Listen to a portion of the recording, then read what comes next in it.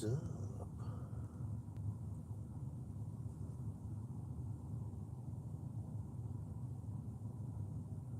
Let's see.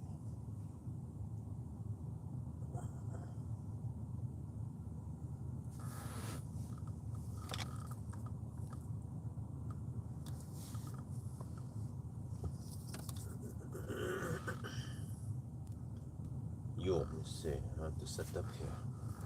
Oh, that thing seems to be too slow. Let's switch over here. Can I take that? I think so.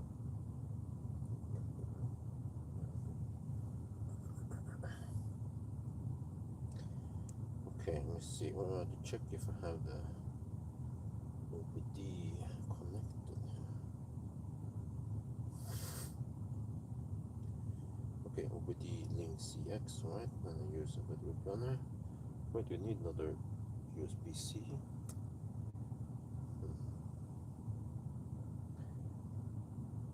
Select new car.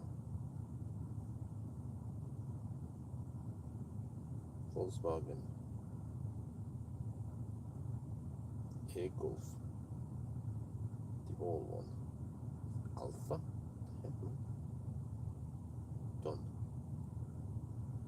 And then go for the live data there. Save. No, I haven't found a name for my e-golf yet. E-node OBD. Oh, nice.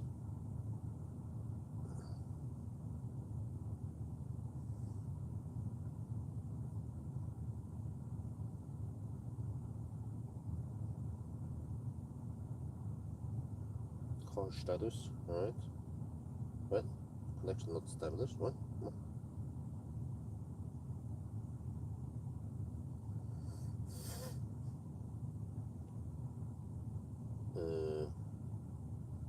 Well, I mean, it is in beta stage. Maybe it's not working. It keeps failing on the car connection status. Let me just check if the OBD CX is working or not.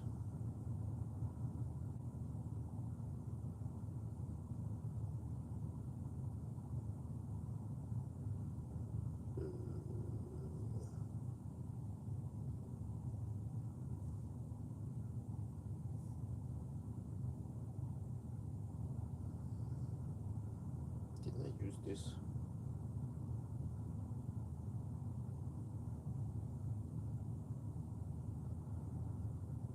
Oh, really?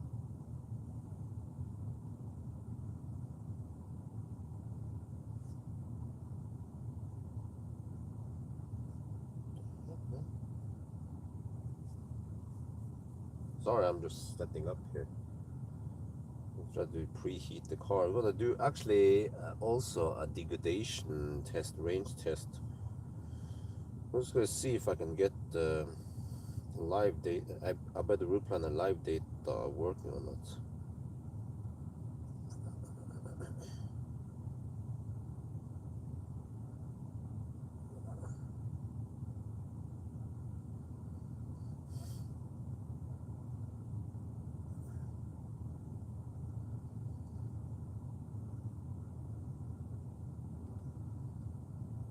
Seems like it fails every time.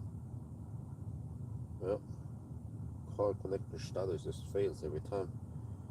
Well, unfortunately, there's no status there. But maybe I can shoot, huh?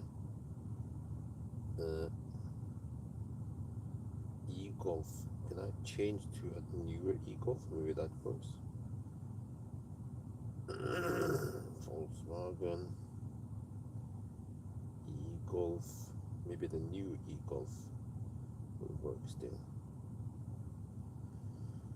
Okay.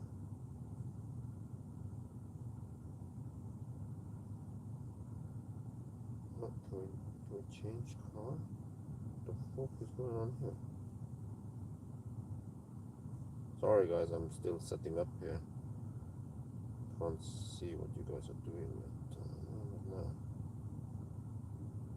Oh, okay, there.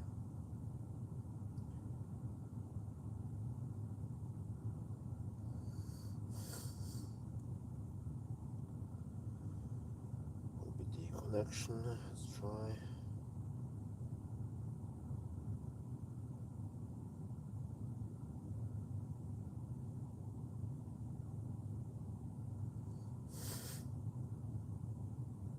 Hope it fails on the car connection status. Okay, we have to give up then.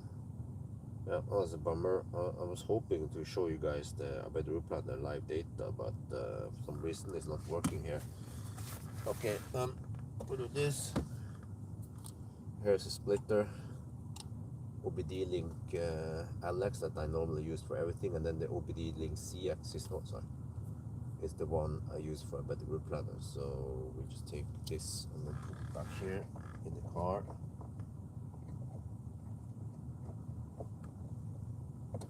Now I'm just quickly preheating the car a bit, but maybe I should plug in soon. Top it back to 100%. Shouldn't take too long, right? Small battery. Still have a little bit of man flu here. Not done with that yet. Oh, wait, are we dropping 194? Seems like it's 4. Okay.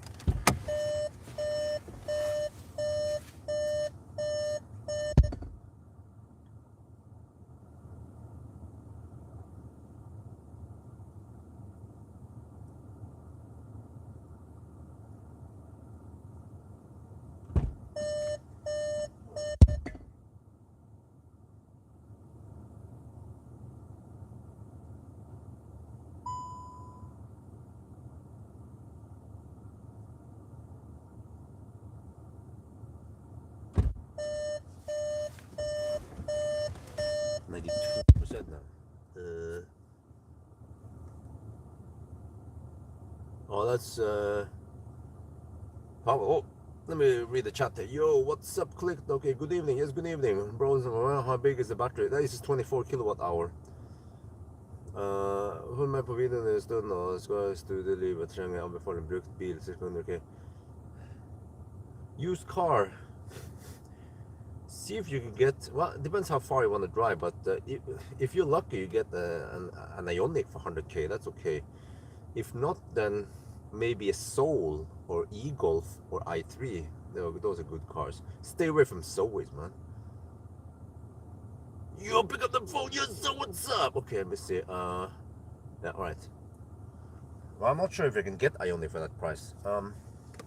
So right now I'm well, actually you guys don't have to see that screen. That's kind of boring. Put you guys on that shaft right away. Okay, man, freaking man flu. Pawel, you have so many kids. Well, I mean, you have 2 kids. When does this kindergarten man flu stop, huh?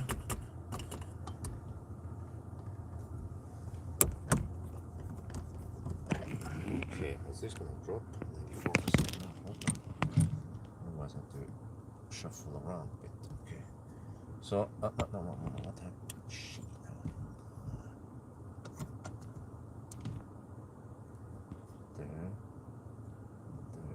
There. Oh, that's perfect. That is perfecto. Okay, so you guys are looking at the car scanner as usual. Once we fully charge, it's going to be 95.8% something. So I just wanted to heat up the car a bit because I also want to do a range test plus driving it all the way down to 0. So I'm gonna look at the previous notes now. Let me see. E-Golf. Okay, so maybe I should write that this is going to be 22nd of October.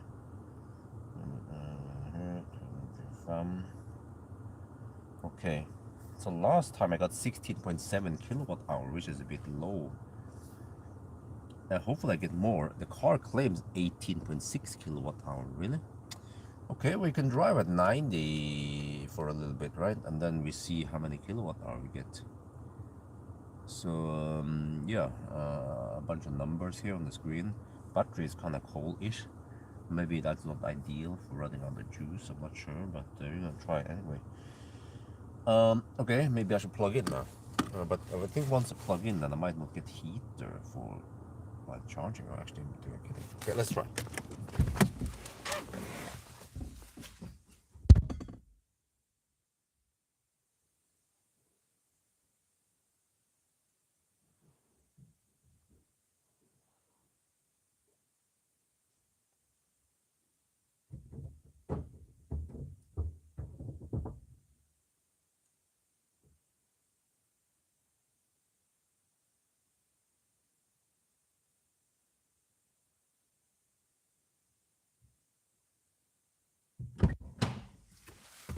Let's see.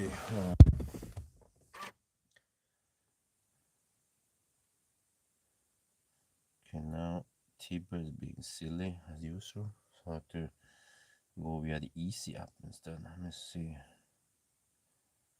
Yep, start now. There, click.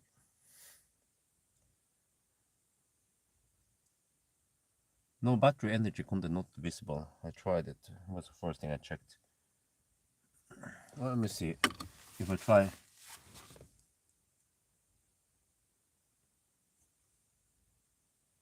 content, is quite unique.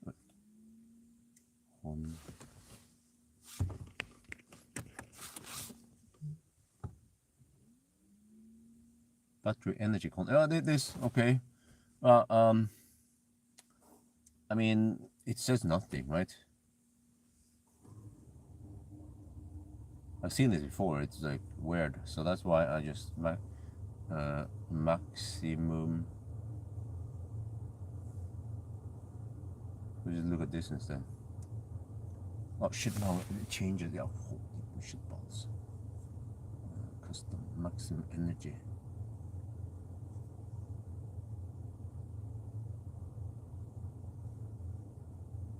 Okay. Let me see. It's charging, right? Yes, it's charging, but I don't see when it will finish until I stop it like this. Then it should say there in 15 minutes. Okay.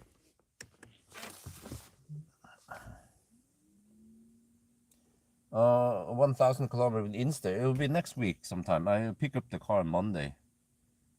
Okay, so this is the weird thing is that when we are charging, we see this when we are discharging, but not when we are charging, unless there's another number we can use. Maybe I can skip some of these numbers here. Total charge, total discharge. I'm not sure if they are any useful, but let me see if there's any power that we can charge. Power. Do we have any power numbers that make sense now that we are charging?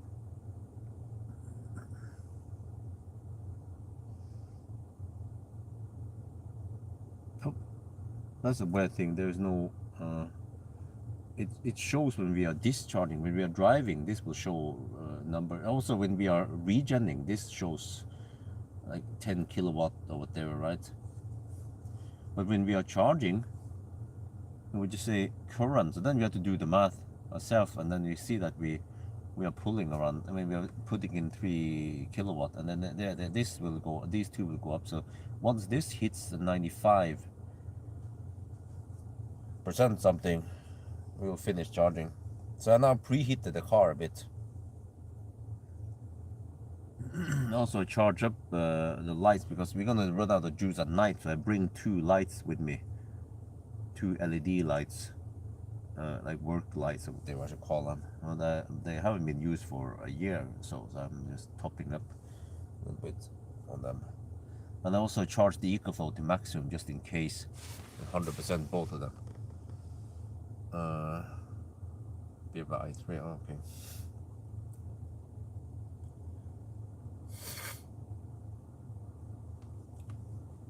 So yeah, it'll be interesting to see how far we can drive and so on. Wait, maybe. Oh, okay. You manually assign EV rolls voltage and higher battery current, huh? You get how? Oh, okay. But I'm not sure how I do that.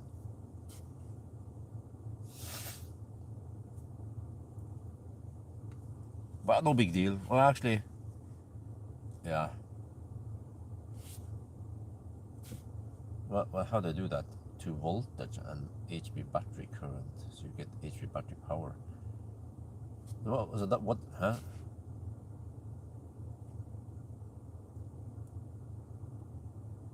What? Okay, I'm gonna try that thing. Okay, if we go here, double click on sensor, roll override.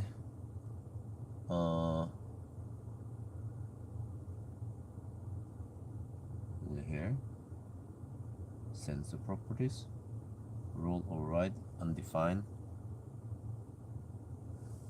sensor voltage. Okay,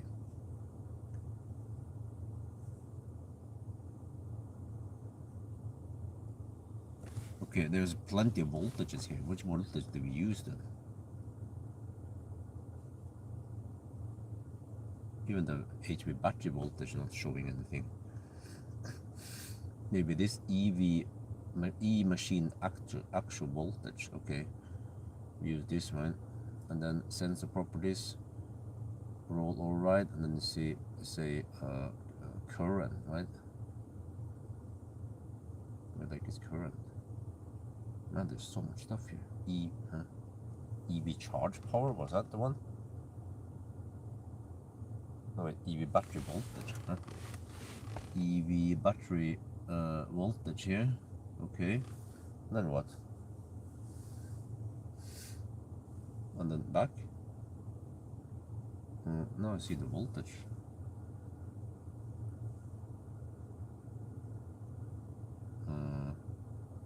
I don't know what to do. I'm lost in the tango. Well, it seems the heater is pulling the power. Oh.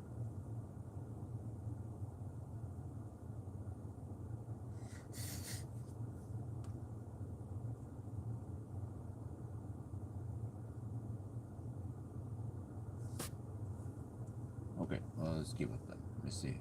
Go back to the link, whatever it's called. This thing here. At least it was showing something.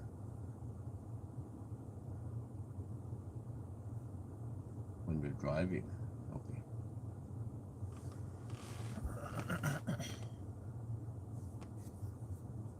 Current. No, that's too long, man.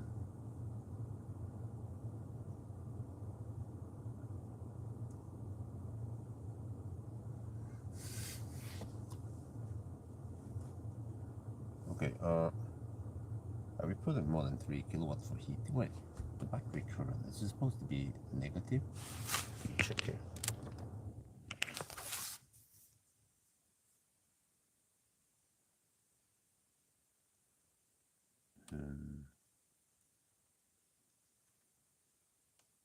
Wait. Wait, the charge is stopped. Dude, smart charge. No, override that shit, man.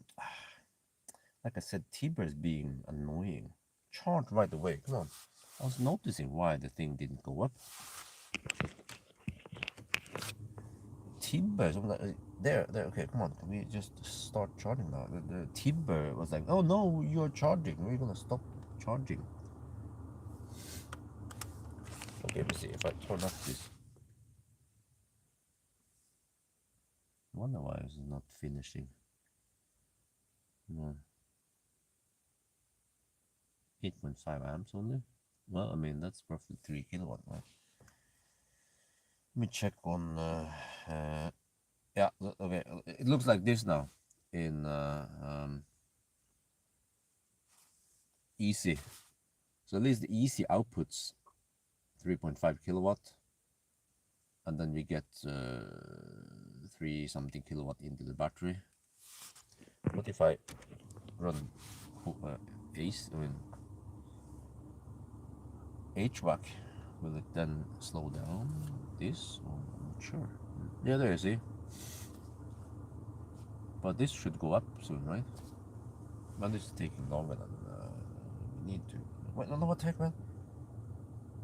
What's going on here with Easy? Oh.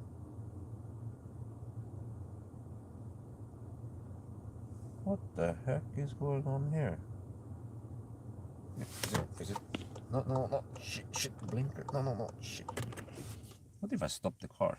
No, but then, if I stop the car, then... hey, seems like the charging stopped. What the heck is going on here?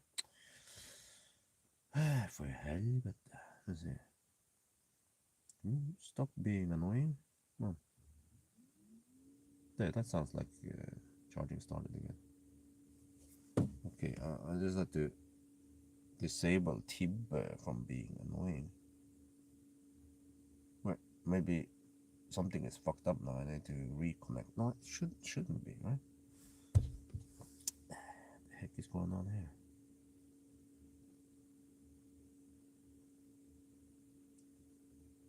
What, can we just charge? I mean,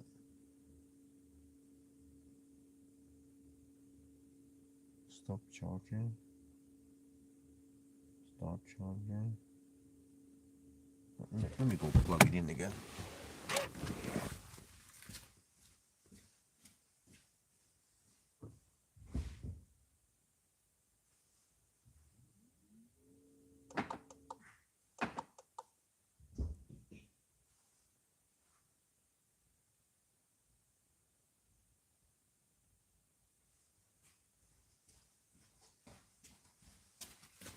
Okay, now it says 15 minutes left.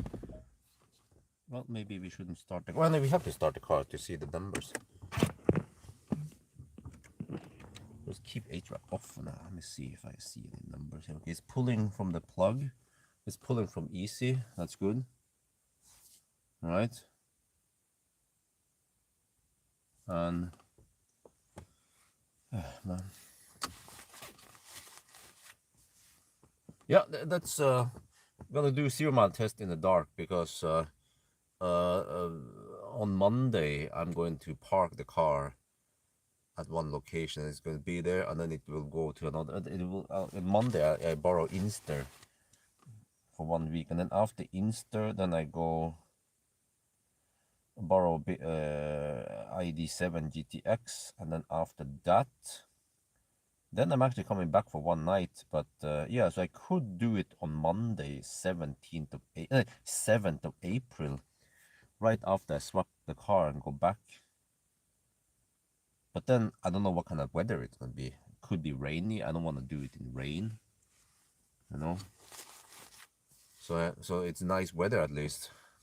But I'm just running out of time. Also, I don't want to do this in the daytime because in weekends, man, it's just family life. Yeah. I think Pawel knows how it is. It's just constant nagging from the kids. They need to change diaper. They need to be fed. We need to walk them, and then they get a little bit of sleep in the daytime, and then they need to be fed again. Then we have to play with them, change more diapers, and yeah. At least now Isabel and Axel, they are asleep. But yeah, I want to come back home and get some sleep also, so I don't get too tired tomorrow. Yeah, so this thing is going up now, see, 92.8. So once this hits around 95.8, then the charging will finish. I don't know why the thing stopped, or I think because I started charging from the Easy app, and then Tibber was like, no, I'm gonna override you, and I'll stop the charging because we have smart charging on right now. So now I had to tell Tibber, no, start charging, and then yeah, it's a bit clumsy because I'm trying to get some grid reward, but it's quite low nowadays. So I'm not sure why I even bother with the smart charging nowadays. So yeah, let me see here. This is what it looks like in my Tibber for this month.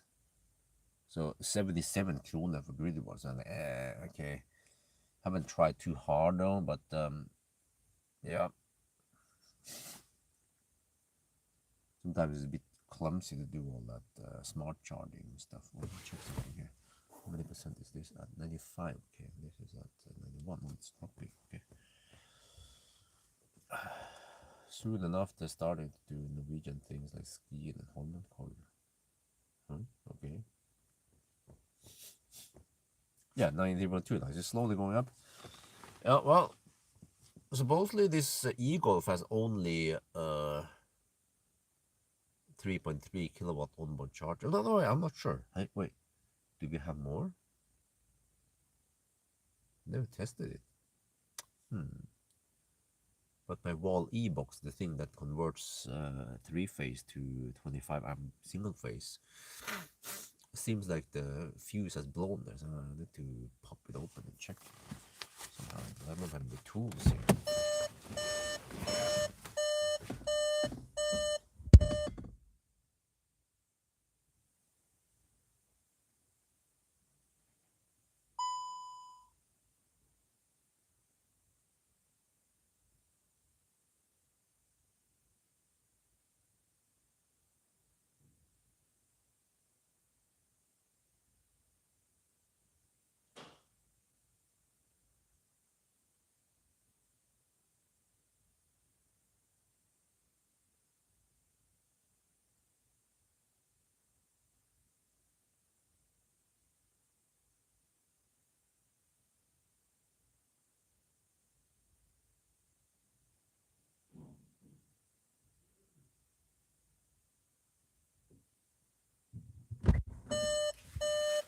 Maybe I'll try it some other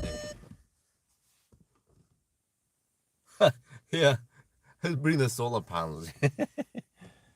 uh, what, 93.6 now? So hopefully in 10 minutes we can start. It was a bit late. Man, I wasted over half an hour just digging around here.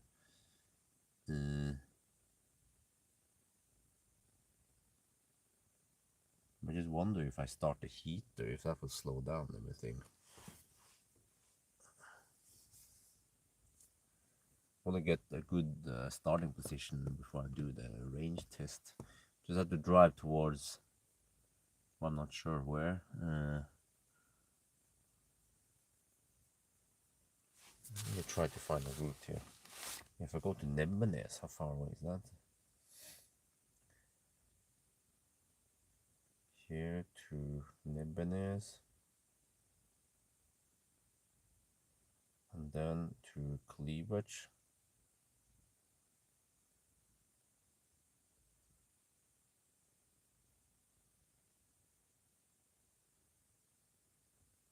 That's 53 kilometers only. Well, then I could just drive back and forth to, on that loop. I'm too lazy. Oh, they closed the mother trucker stretch again at night. Yeah, Eidsvoll, that stretch is closed, so if you have to take a detour to get to Minnesota. Okay. So I turn around at Nebbenes. Let me show you what I'm thinking about. Sorry, I forgot I can show you guys this. I'm stationary anyway. Yeah, they close this stretch at night. They tend to do that. They do some work over there. So if you go to Nebbenes, turn around, go to Burger King, that's 53 kilometers. Then I could just go back and forth. That's a 20-kilometer loop. So one loop is 20 kilometers. That's 73 kilometers. And then that should be close to, the end. Well, we'll see at night now when it's dark. When it's dark, when it's cold outside, around 0 degrees, how far we can drive with this beaten down e-Golf. Can we go 100 kilometers? Maybe not, but maybe 80 kilometers. Yeah, I'll go to that. Okay, I know the route now. Now we wait. 94%. Oh yeah, 94.4. Okay, getting close to finishing then. But yeah, the Wall-E box. Maybe I should check it out. I'm not sure. Do you guys know the first gen e-Golf? Do they have 3.7 kilowatt onboard charger? Is it faster? Maybe I can look on EV database. It's quite old car.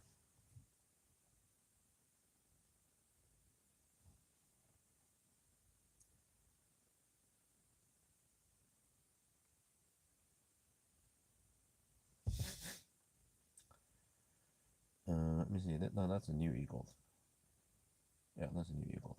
Do they have the old e-Golf? There, the old one. Oh yes, they do.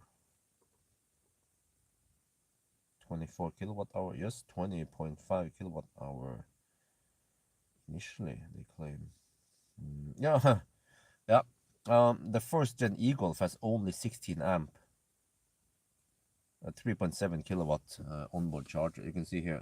I'm looking at the EV database, right? So 20.5 kilowatt hour usable battery when it was new, supposedly. 24.2 kilowatt hour, and then it says 400 volt architecture, but the voltage is kind of low. 3.7 kilowatt AC. Charge power max 44 kilowatt. Really? Wow. It can charge from 10 to 80%, averaging 41 kilowatt. That is uber flat curve, as long as we're not replicating. I feel like taking a road trip with this Eagles, but just didn't have any time. Plus, I'm not sure what to test because I already tested the car. Huh? It does 0 to 100 in 10.4 seconds.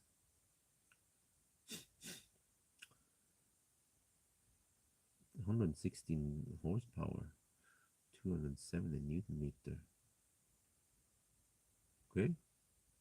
What, how is it here? Okay, I think we're about to finish it. Shows your banana box test result from. Oh, that's pretty cool. Night at the Wooden Hotel, Brumunddal. Okay.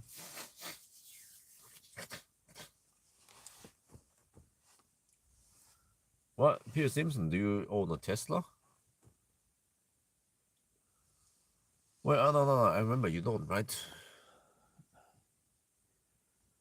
You have some German car or something.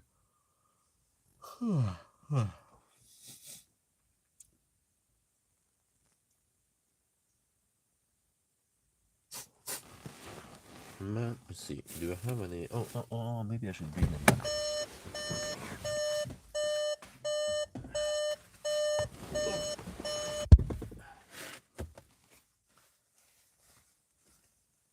Renting EV driving. Yeah, okay.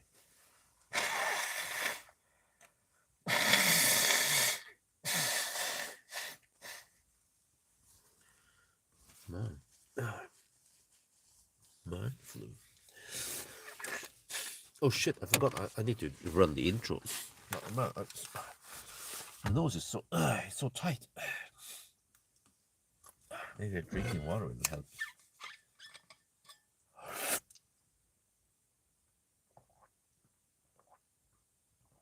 That was bad. It's clogged. Anyway, let me shoot the intro.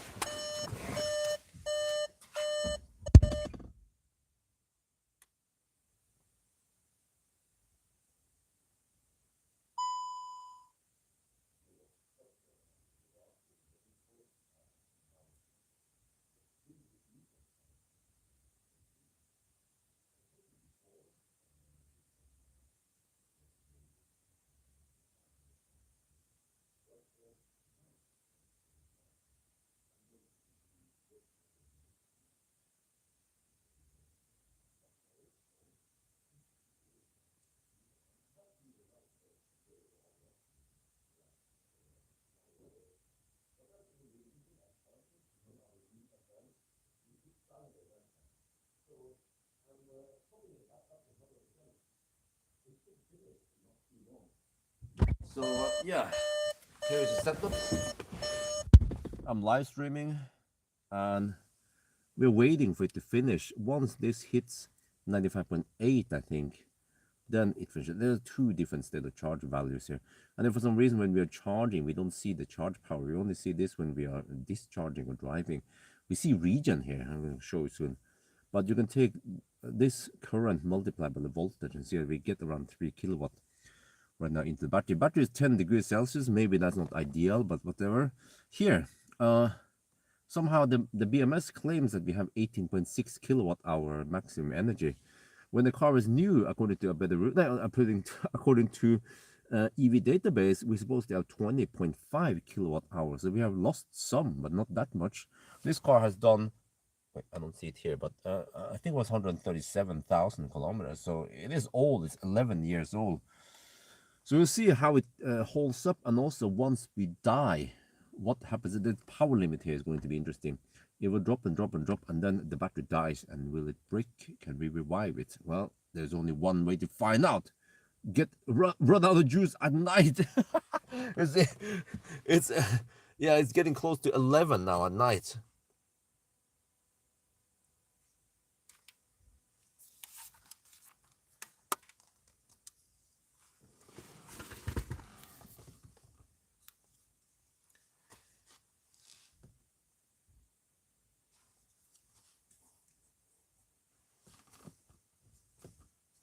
to switch some cables here.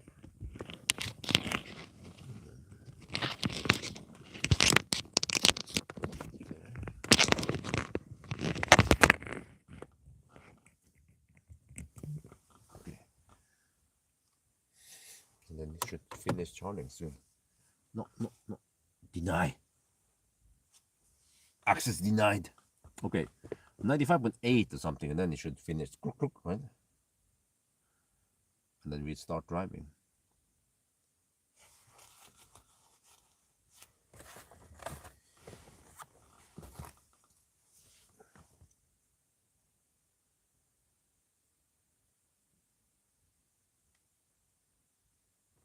I also want to see how far you can actually drive. I think I already did that test.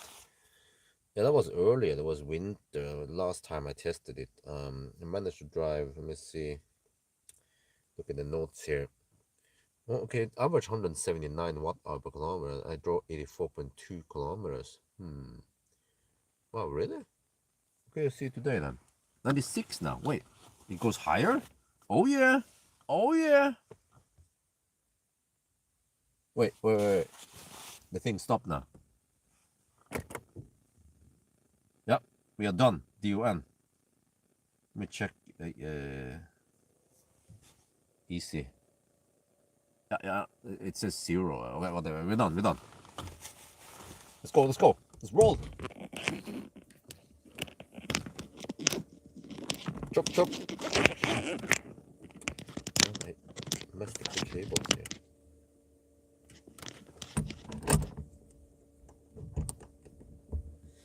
Alright, that one. Sorry, I have to move some cables around so I can start to take down the shaft. Okay.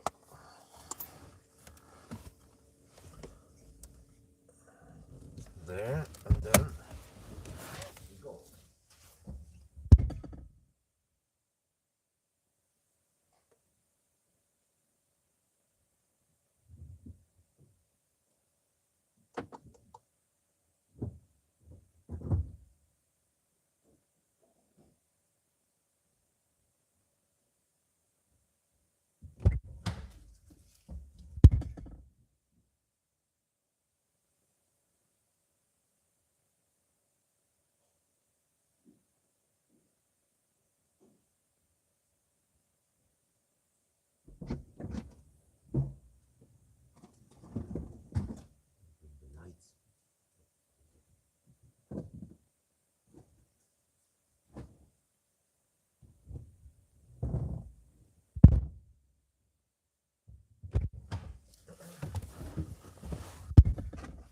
Right, let's roll.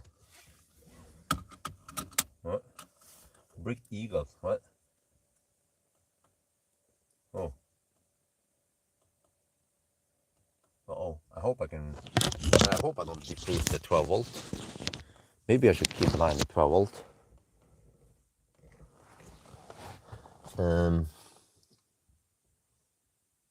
Sudden intensity, not useful. Wait, what?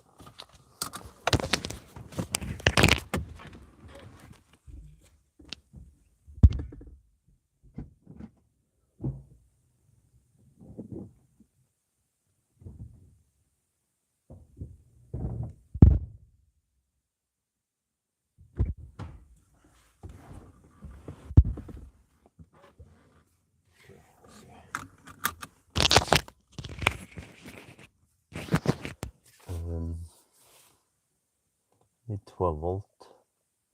Not sure which 12 volt OBD module voltage.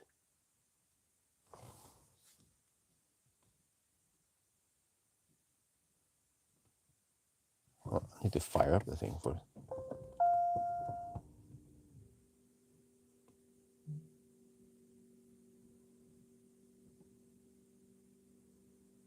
OBD module voltage is 10.7 volts right there.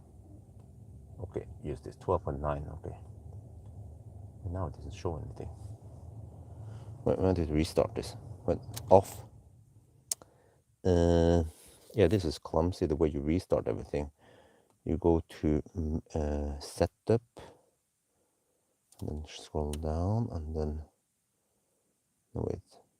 Multifunction display. And then reset long term. Yes, reset since start. Yes. Okay. There, it's done. Over the voltage. Okay, so. Okay. Can the EcoFlow charge a 12 volt? Well, I purchased a 12 volt charger. Well, you pay attention to 12. Normally, it shouldn't. At least we shouldn't be clumsy and mess up that, right?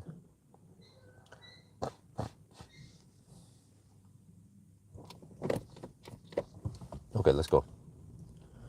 I turn on the auto there.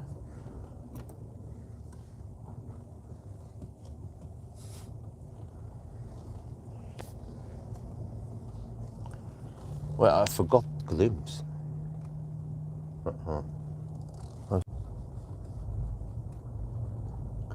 Okay. What, do we have good headlights here? Not sure. Okay. So now we see how far can we drive. Well, I didn't get the exact number. Okay, well, good enough. Whatever. Oh, those guys have Tesla. There are several Teslas in my neighborhood.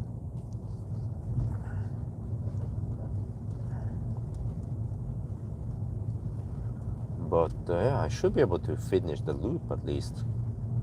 Go to Nimbeness and then go to Cleavage. And then also, hopefully, we don't have to charge too far before we can go, because this is somewhat efficient. Small, nimble, not like an F-150 thirsty beast. So hopefully we can charge half an hour. Well, I'm gonna try this time. Just charge for, let's say, 5-10 minutes and then see if we can move the car. The only problem is I have to pack everything and then try to move the car, and then, well, actually, maybe I can just, danger, icy road.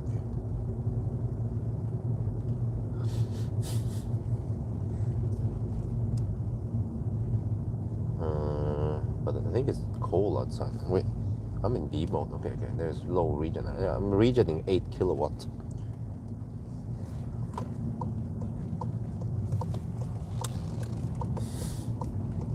I'm gonna try to regen as much as possible. I'm gonna check GPS speed. Speed is quite much off in this car. If I drive at 80 on the speed, I think it's only 73 or something, low, ultra low. I try to drive at 90 GPS speed. It's not super strict.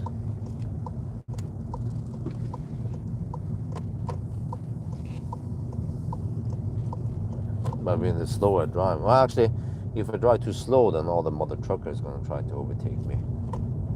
So I just cruise at 90 then. Let's see.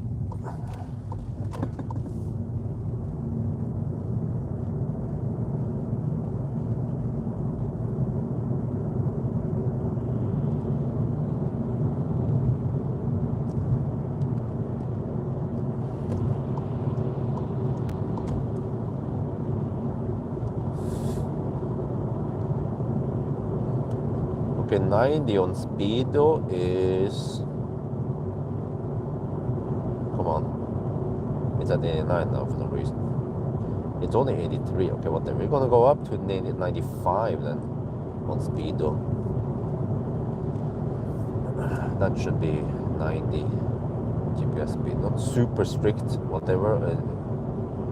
95 on speedo is actually 88. What the heck, man? 89. 96 then. There. Wow. Okay. Shoot the video again.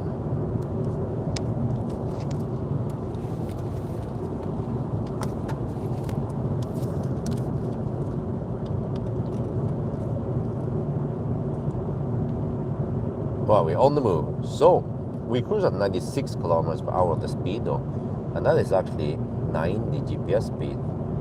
And dropped a bit to okay. I mean, it's not super strict what kind of speed we drive at, but right, I'll drive north a bit and then turn around and go to Cleavage, where I usually end up. So you see here also consumption, how high or low it is, but it is cold now. You see, minus half degrees Celsius, so it's considered a winter-ish run, you know, like a Belgian winter. But yeah, it's a nice car. We have adaptive cruise control here, but no auto steer. So, and then there's even ambient light. What? Huh? Wow, that is some proper premiumness, luxury. And there's a touchscreen here. Yeah. So it's a good car, you know, 11-year-old car, but it's nice, and it's German, and it's my car.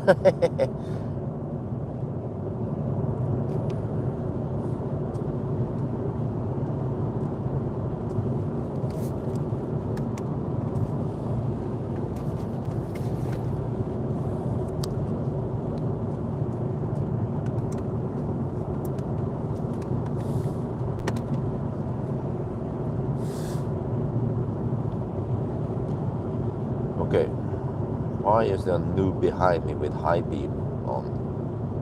I bet there's a Tesla. Consumption is 211 watt-hour per kilometer. That is a bit high. There it comes. He has no blinkers.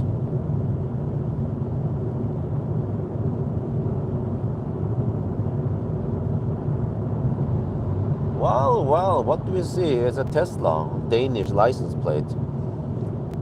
Freaking high beam on. I don't know what's up with that, huh? Tesla Vision for the win.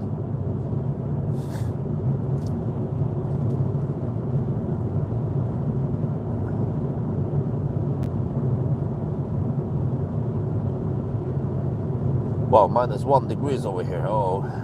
The car claims 105 kilometers, but GOM is constantly optimistic here, so we cannot trust that.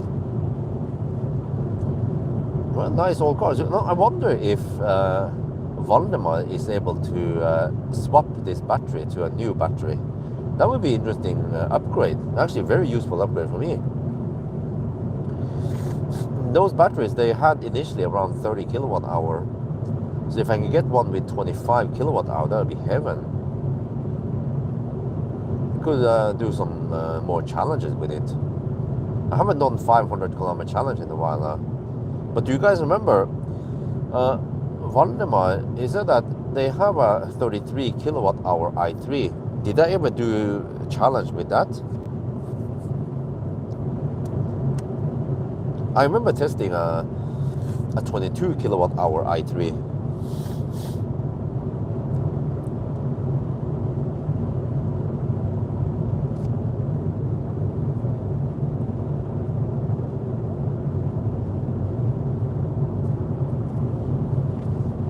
I mean, in that case, I should test that i3, borrow it for almost a week, or well, at least 3-4 days. And also, they have an Ioniq with around 200,000 on the odometer. I was like, I want to test the degradation on it. Achtung, yeah. Achtung Lexus, how you change the name? You used to be Achtung Polizei, right? But do you guys know those old batteries? Like this one here, and the Ioniq battery, or batteries with cobalt in it, or more cobalt. Does it reduce degradation? Because you heard in the news, right, that Japan, they found massive amounts of cobalt on the seabed somewhere. So we don't need Congo anymore. Japan can start extracting cobalt.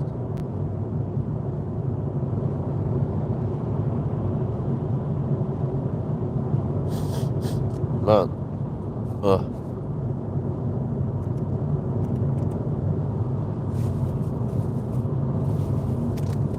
Wait, what the heck? Wow! I have a button. I have a light switch for the rear seats. Huh?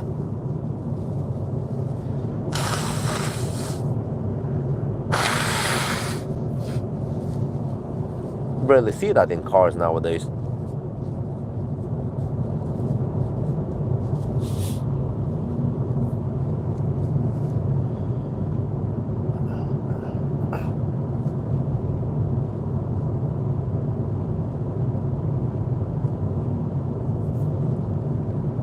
Wow. For a Saturday night, I'm quite surprised that there's so much traffic here. I also wonder how cold it's going to be in the car when I charge that thing up. So hopefully around half an hour charging should be enough juice for me to get over to the fast charger.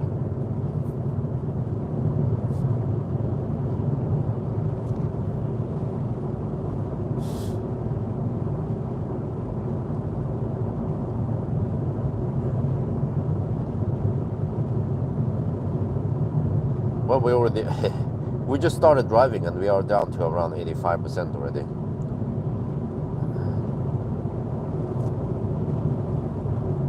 Yeah, Tesla has the lowest amount. That's why some of the Teslas, they need to heat up the batteries so much before they get okay charging speed.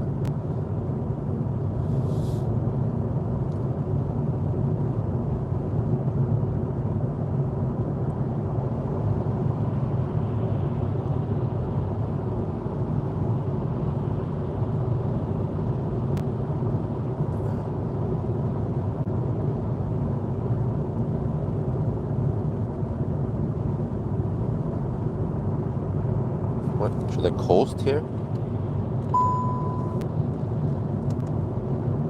Coasting enabled. Like a ninja. Hit 100 kilometers per hour.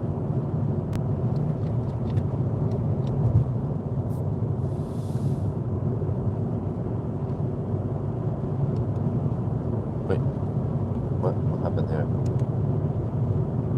Set. Oh, okay, there you go.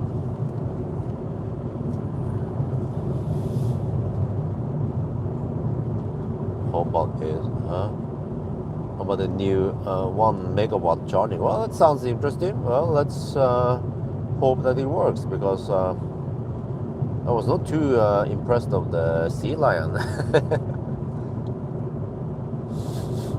Let's hope it doesn't have a massive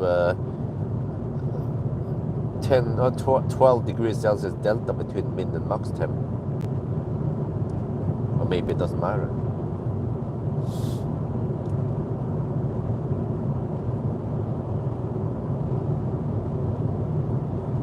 Oh yeah, spoiler alert, I tested the truck chargers over here, the 400 kilowatt truck chargers on the Model Y, and I did get more than 500 amp. It was around 550 amp until the throttle. But also it could seem like degraded doesn't hit 250 kilowatt anymore. Like, no matter how hard I tried, I couldn't get it up. I think I didn't even go past 200. It was just hovering around 185 kilowatt. No, it was going a little bit over 210 kilowatt for 5-10 seconds. Then it dropped. So I have a theory that Tesla actually derates the even the LG batteries.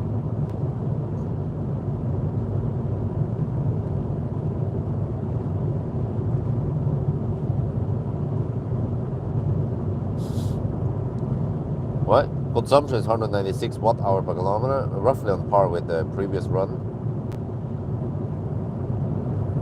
We should get consistent results then.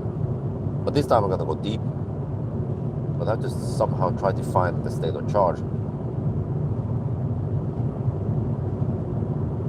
Well, actually, once it says 0 kilometer, that should be 0%, right? Rough, yeah. Can you drive after the batteries? Well, we need to find out about that.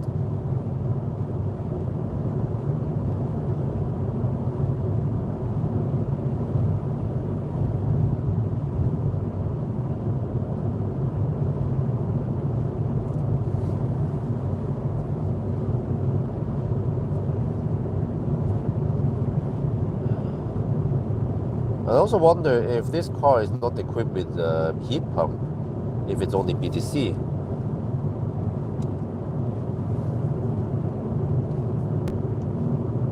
So it's interesting when I have it in D and not B mode, and I just stop the cruise control, it seems like it's coasting. No, there's a slight regen, very little regen. 1.5 kilowatt regen only.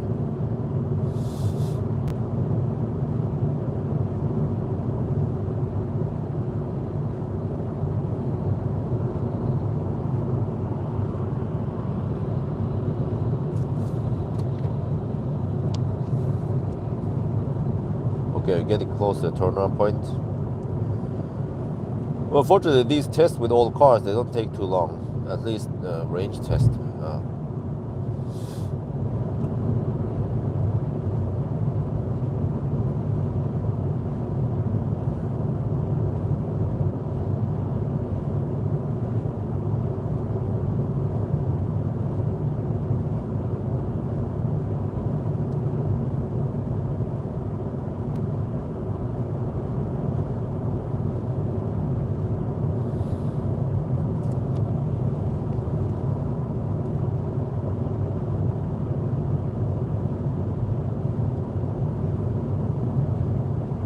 One thing that could have been interesting too is to test battery capacity as the battery heats up. If you had enough time, or if you would bother going that long. For example, after we recover from the 0 mile test now, we could charge to 100% on DC fast charging. It's going to take an hour maybe. Maybe not even an hour. And then we drive again down to low-ish to see if we get more kilowatt hour out of it. And we keep repeating until the battery is at 30 degrees or 35 or 40 degrees or whatever, I don't remember.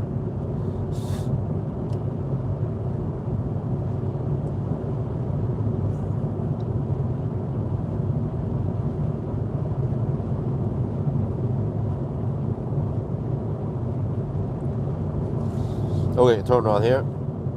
Don't want to go too deep.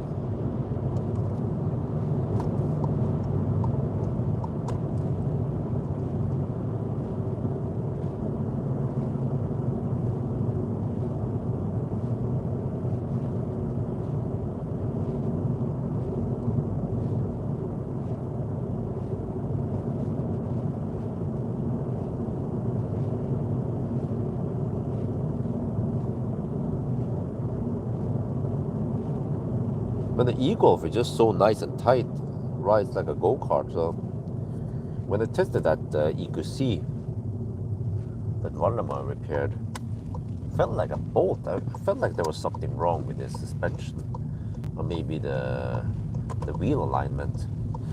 Well, maybe you should check that.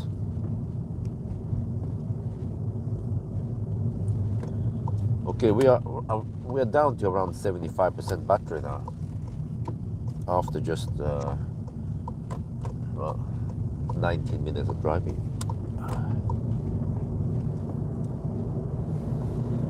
But I mean, it still works to go to the kindergarten and to a shopping mall, short trips around town, no problemo.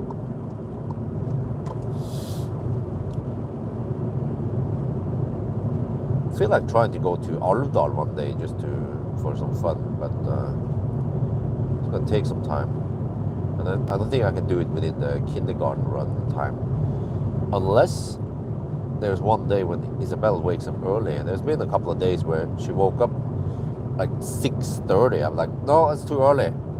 She's like, she won't wake. Okay, man, go to the kindergarten. Yeah. So then, remarkably, she goes to the kindergarten around 7. I'm like, damn. If I hurry, then I could have around 9-hour run time. But normally I count only 7-hour run time if I have to go back.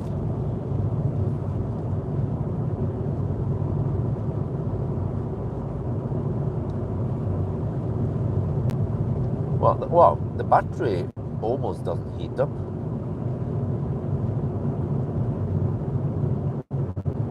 because I believe that this battery has low internal resistance, unlike a Leaf battery. Holy crap, man! Leaf battery heats up so fast. Also, Soul battery heats up quite fast for some reason.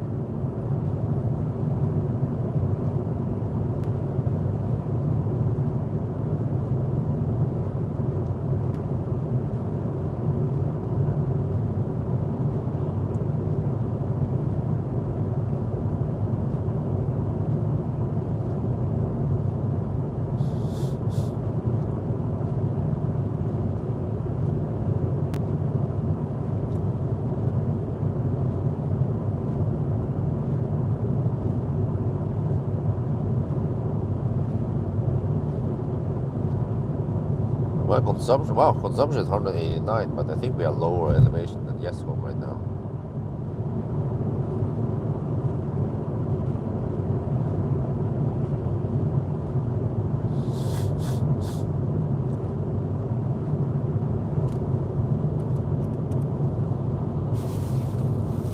I think I need to take a pill, and I just happen to have one with me from Thailand. Let me see, where is it?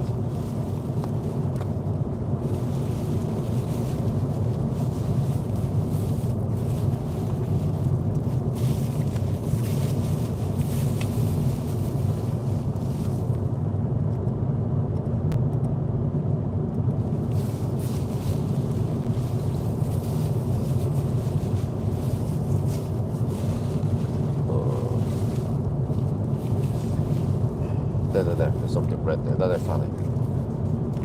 Oh, I have several pills there. Yeah. Okay, that's nice. It's nice to have some Paracet with me. Well, I actually had only one left. Okay, the last Paracet goes.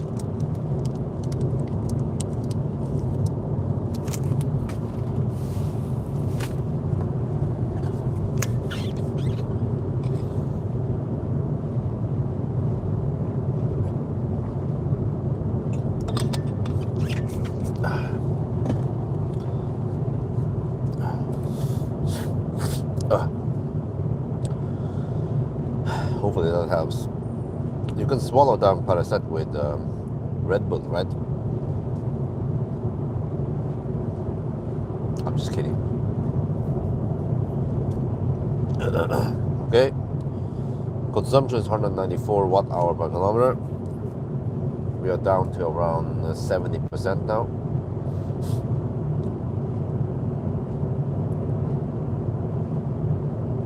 All good so far. Heating of the battery slightly, 11 degrees Celsius. Yeah, too bad I can't get a better room panel link to work. Or I mean, the live data didn't work.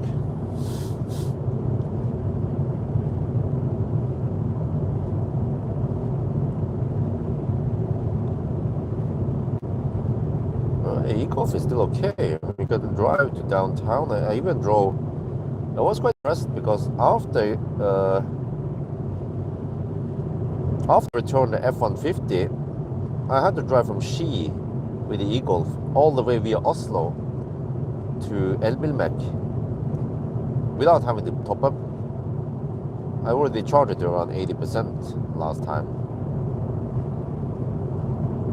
And then I charged over there while I did the EQC test. And then I had an juice to go home. Well, the bigger battery would be nice, but whatever. It just works for me now. It's okay car. Normally I don't drive this car. It would mostly be parked. Well, I must have this car because in some a few times per month maybe I don't have a press car. Then I need a car for driving to the kindergarten and running some errands.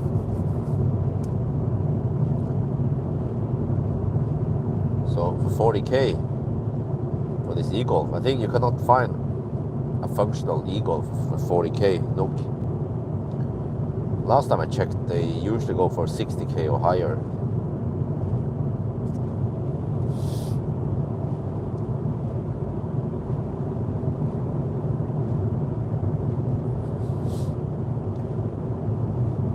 Yeah, it's a nice car, and actually most of the stuff works here. Well, I don't know. I don't know about anything that doesn't work.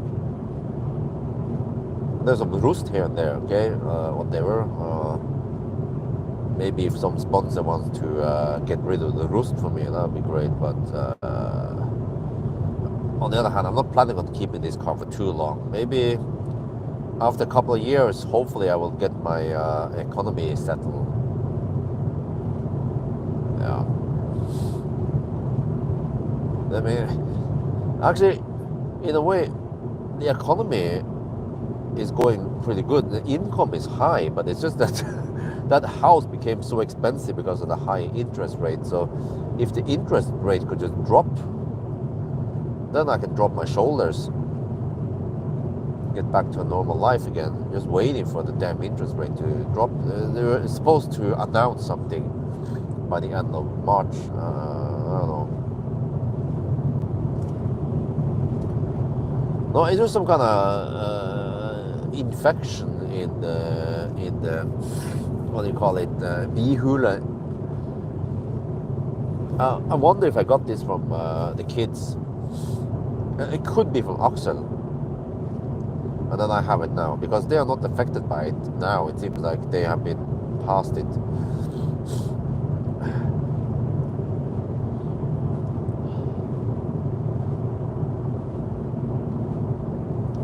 So let's see. Wow, minus 2.5 degrees Celsius. That's cold. Consumption is 191 now.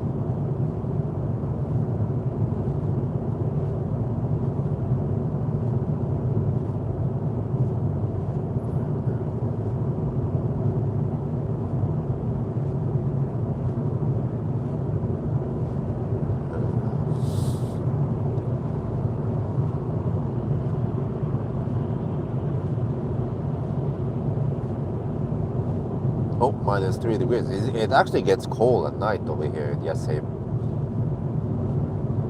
Yeah. Whereas I think at Oslo it's a lot warmer now, especially at night. I'm not used to this cold weather, man. Shit. When it's spring, then it's supposed to be spring. Well, is it spring yet? It's not Easter yet.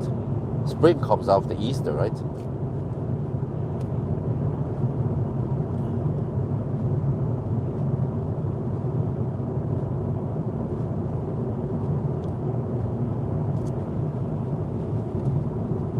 Interest rates to drop in Norway. No such luck. Yep. Well, I don't know, but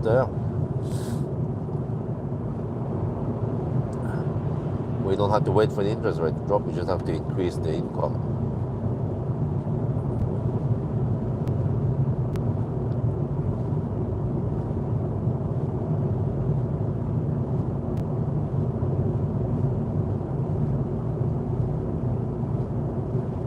And of course, cut down on some expenses here and there if it's possible.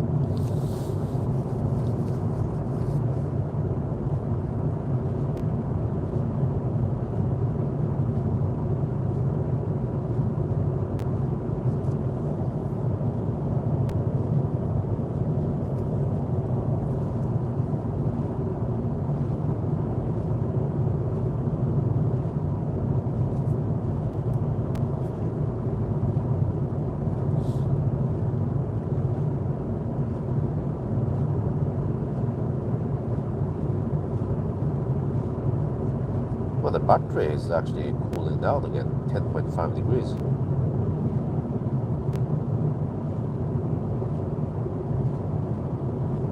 Yeah, actually, maybe I should ask the bank if it's anything to do there.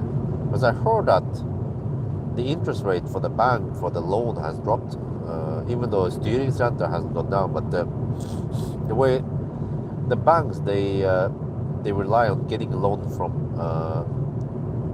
Norwegian bank, they get a loan from other countries. And supposedly those banks, they lower the interest. But then my bank doesn't lower my interest. Why would they do that? Unless I asked them like, hey, you wanna see if you can lower the interest a bit, huh? Because if not, then I might get a loan other place. And maybe it's easier now that the house is built. Because I think in the beginning, when I wanted to take a loan, it was big risk, and no bank wanted to take that risk to loan. Yeah.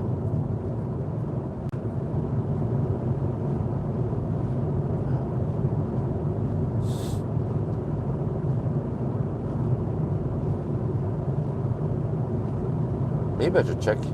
Right now, for what I remember, I pay. Well, I have 5.25% interest on that house loan.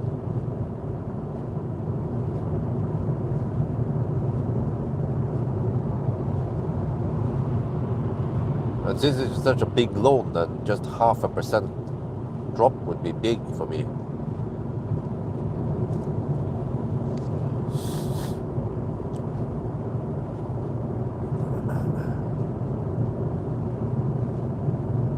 Right.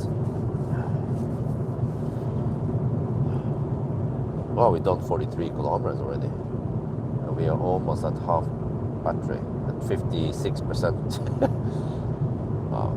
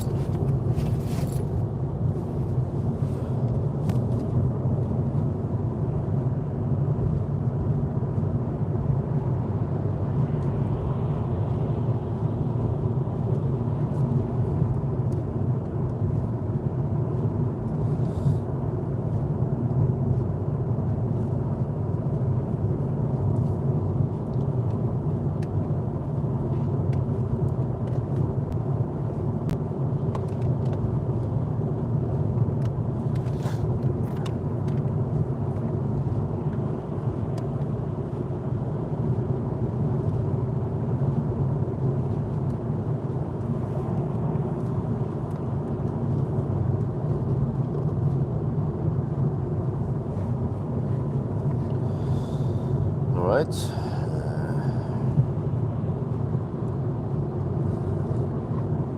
I could have started the test with lower battery, actually. Then it would just take less than half an hour before we are low or almost out of juice. But I thought, okay, well, I can retest the battery capacity again.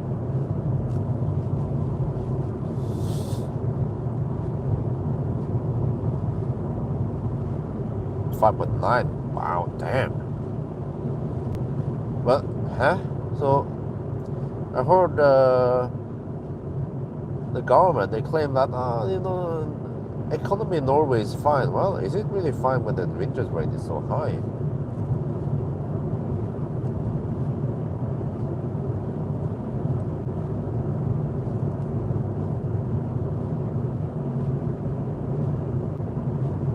Well, government claims 50 kilometers range left. Okay.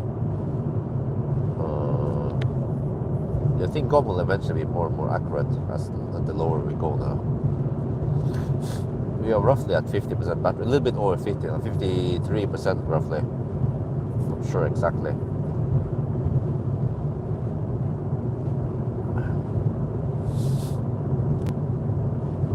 But I guess I will count 0 kilometer as 0%, but this car might die at 0 kilometers, so I just have to be prepared.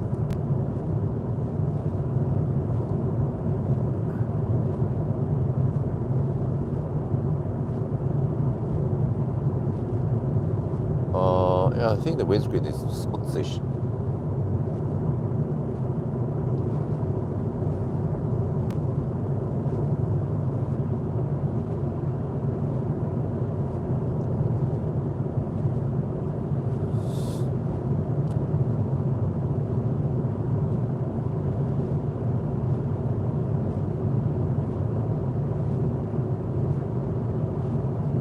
Hard to say. It gets kind of cold in here. I think Krakow 24 degrees Celsius. It gets some okay heat. Maybe 25. Let's go 25. 22 felt cold.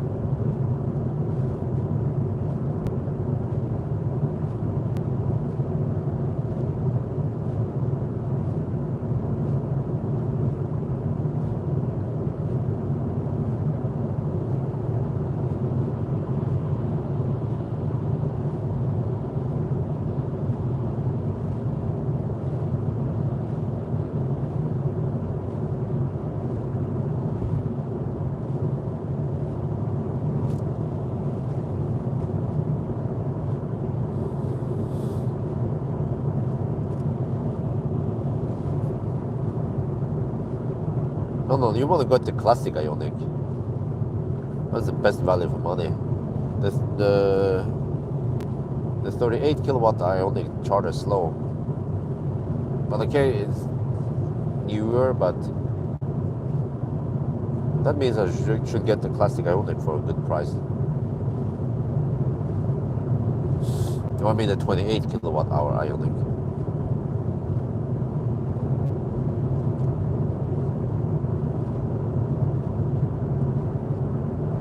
And that would be the perfect press car shuttle. But I'm not sure if I could. One day, if I could afford buying Millennium Falcon back, if I want to use him as press car shuttle, because he has so much vampire drain. Well, actually, I don't have to turn around at cleavage. I can go deeper and turn around at.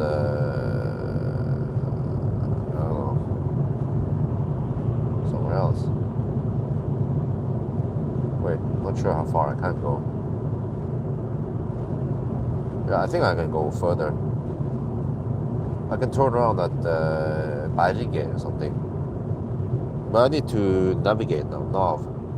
Okay, let me see.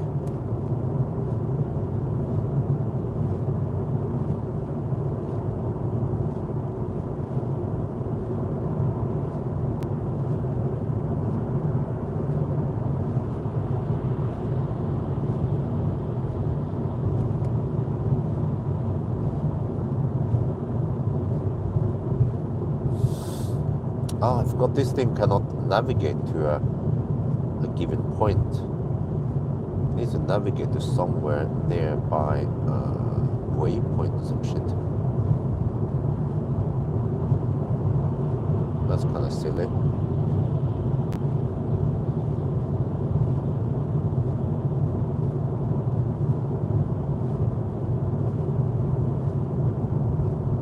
Okay, let's navigate to the church. What the heck is going on there? Church then. Ullensaker kirke. Okay, start. They're 14 kilometers away, alright. Oh! Driver alert. What? Does it have that shit? Huh? How did it know that was not alerting? Shit. Some alien technology here.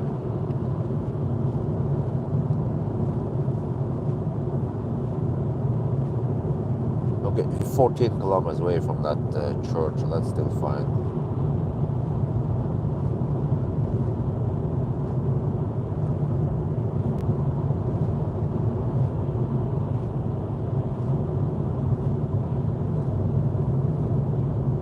I'll probably turn around at Berge.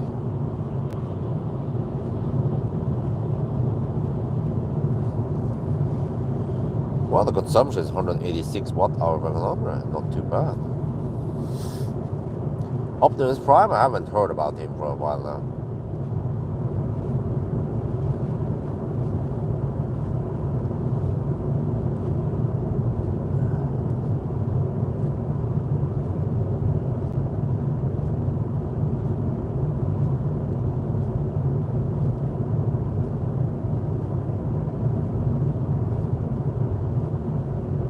Down to around 45%. Okay. GOM says 42 kilometers left.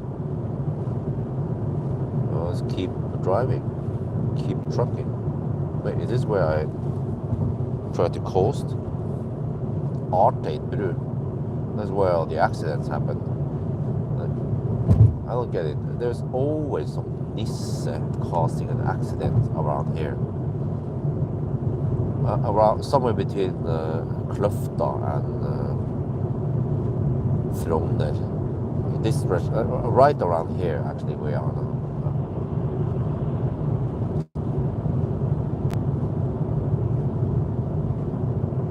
And it causes stau.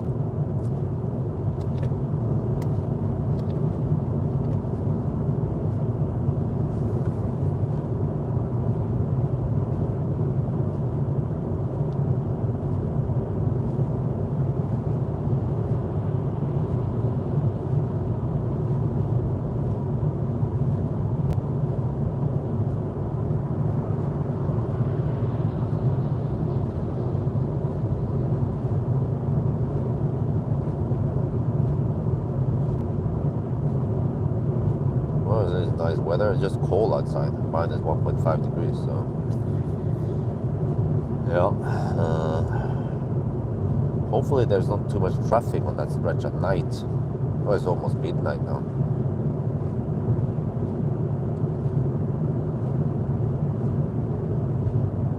I'm not sure if I want to listen to hazard light for half an hour. So I might start. I mean, I might just turn on the lights I have with me, so they see me clearly at night, any cars.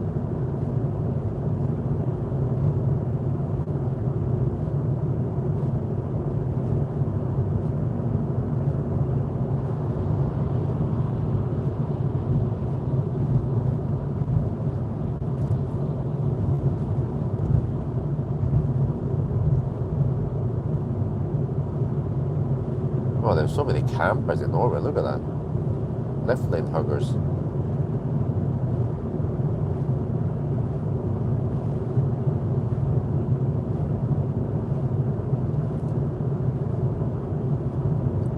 Yeah, I get closer to Oslo and then it gets warmer. Only -1 over here, and then it's -3 around Gardermoen.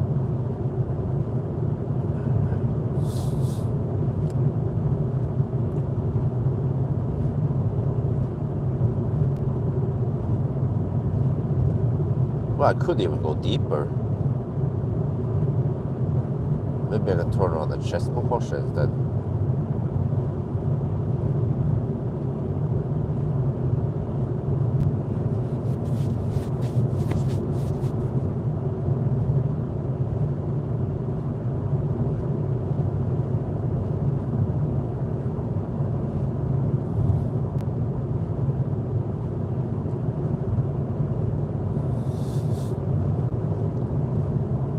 Yeah, let's go. Keep driving.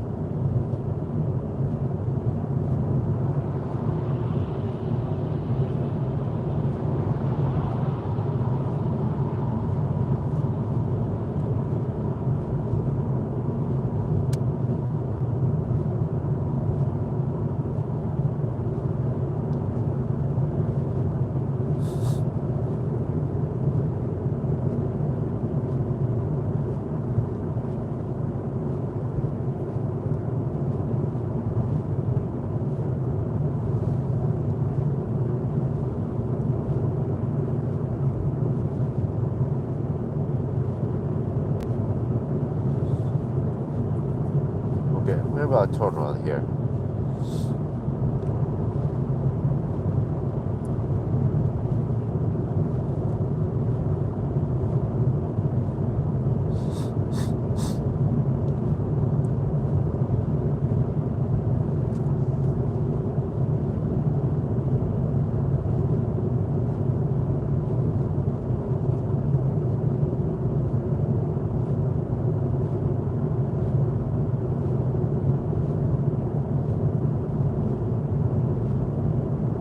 Oh, 64 kilometers done. Not too bad. It's even cold outside. In summer it would be even better.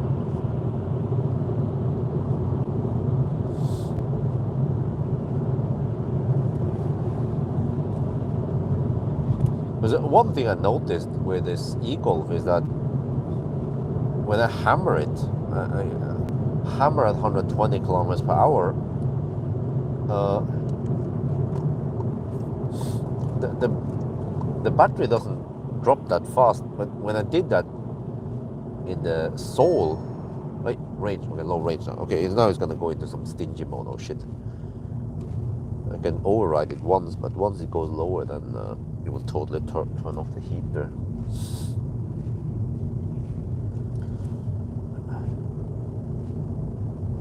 So that's why when I heat up the cabin to be nice and warm.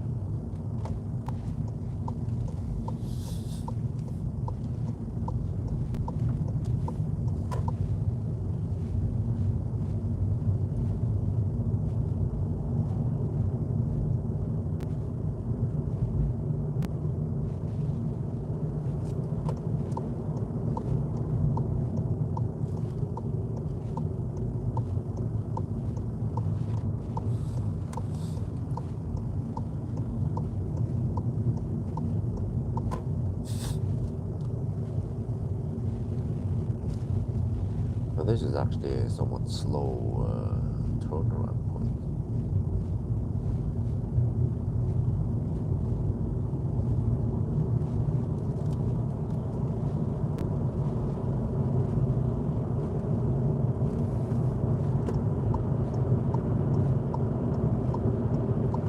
The 20-kilometer loop is just one roundabout on each end. If you go the 20, yeah. If you go in between, then it's still a relatively quick turnaround. Okay, 29 kilometers range. We're down to about 35%. We've done 66 kilometers and 187 watt-hour per kilometer. Wow, not too bad. It's even lower than last time I tested.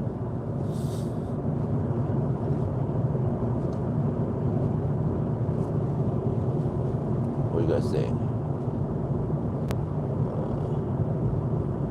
At least I will have plenty of time to sit and chat with you guys while I'm doing the charging test. I mean, while I'm charging, I think. Well, I might want to try that for fun. We'll just charge 5-10 minutes and then see if I can move the car.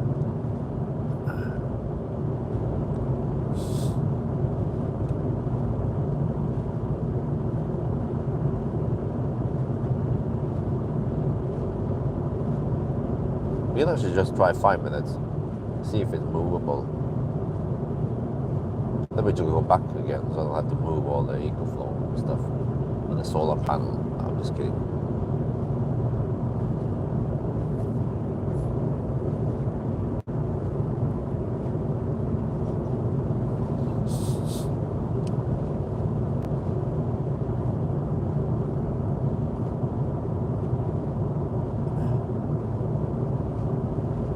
Oh, I think it's just exclamation mark upcoming.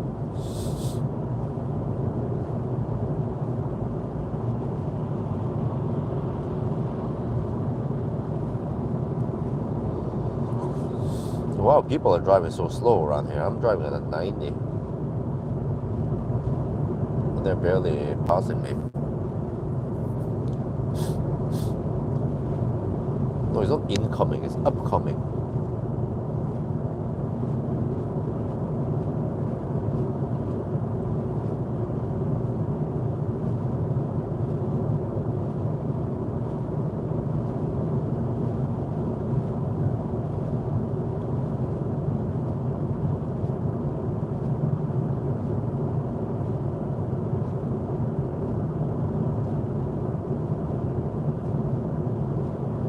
.70 kilometers. 26.com. Okay, yeah, I think it's time to get over to that 0 mile area.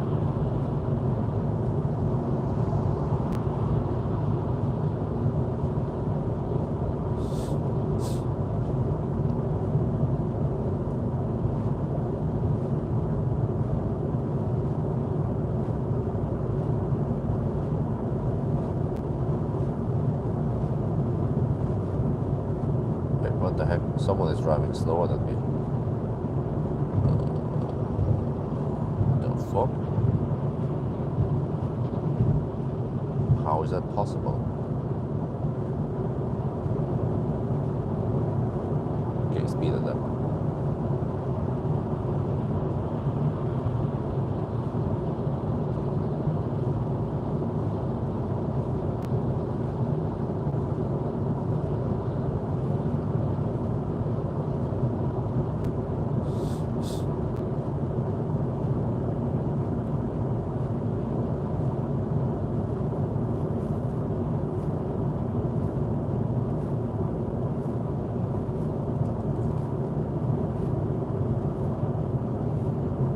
Oh, we get some power limit now. 90 kilowatt power. 91 kilowatt. Slight power limit. It's not visible on the car's gauge yet because it's analog gauge. Oh man, that shit is smelly. Xpeng G6 taxi. Yeah. Let me recircle it, man. Shit. Smelly stuff. And if it's smelly, it might also be toxic. When fossil drivers are so toxic. Shit.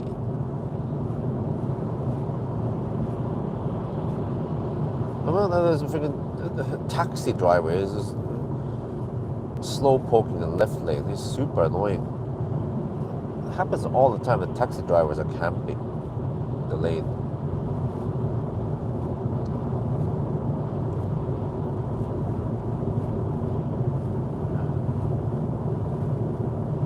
Oh, but I might get some fogging now. Okay, let's turn off recirculation.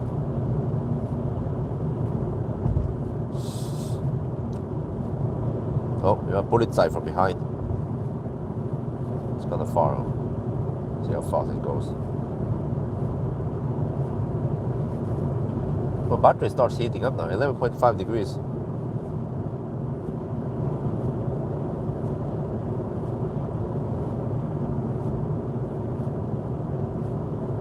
Kilometers range left. Wow, that's it.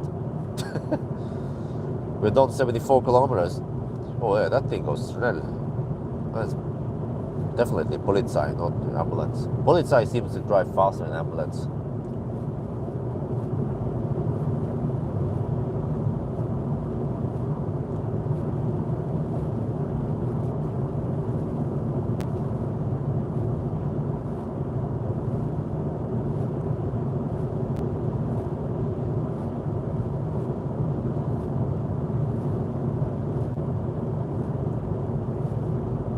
Can you guys try to guess the... Wait. Maybe it's ambulance after all. Can you guess the speed of that van? Or it's ambulance? Actually, don't go that fast. Seems like around 140 kilometers per hour only. I wonder how fast the ambulance is going in other countries. Do they go 200?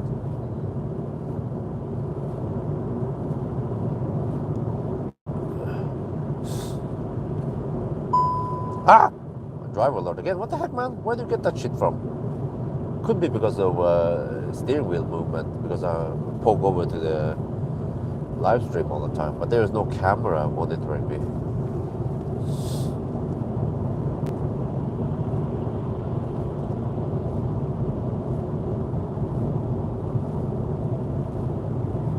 No, siren is pointless on Autobahn.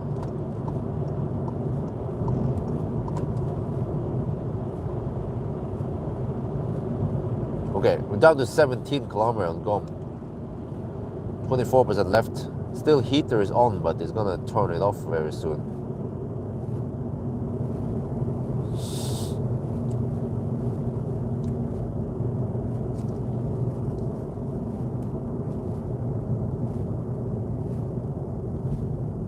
What is Polizei doing over there? Lurking. Wait, 2 cars. And someone's been pulled over. What? What's that all about?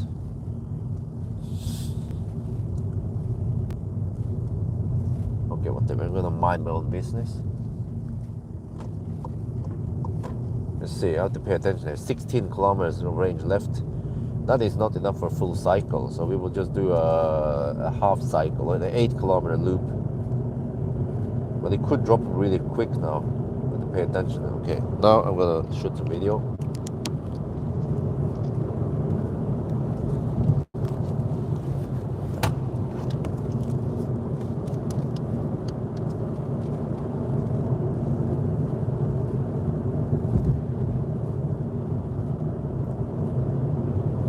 At cleavage with 23% left. Right, we are now reached cleavage with 23% left, roughly. I'm not sure exactly how much that is. It doesn't report the exact state of charge, but whatever. Yes, we are now down to, well, I'm not sure how much that is. Okay, battery, but 15 kilometers of range left. And it is cold outside, minus 1.5 degrees. Wow. But look at the consumption, 186 watt hour per kilometer. Huh? Impressive. And we've done 79 kilometers already. This is not too bad for an 11-year-old car, huh? So, oh yeah, also, I'll show you here. On this display, you see this gauge here, which is like the power, available power or whatever. It shows full power. No, it's not dropping, yes. And we actually have around 90 kilowatt of power limit. So eventually it's going to drop even more, especially towards the end. We're going to see it. And then the battery dies, right? So yeah, now we will drive a loop. I'm not sure how far I want to drive that loop before we get off the motorway. With these old cars, they could die any time. They could die even before we hit 0 kilometers left here.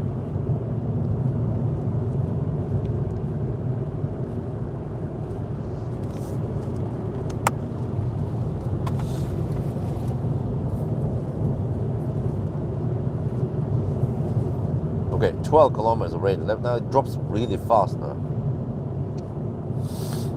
There's gonna be another warning soon.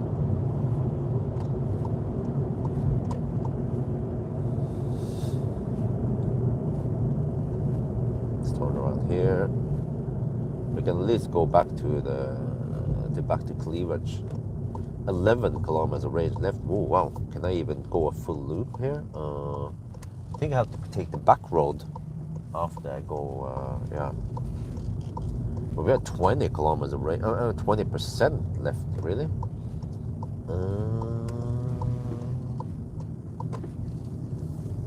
Okay, let's go for it. 11 kilometers of range left. I wonder if it drops fast towards the end. How was it again?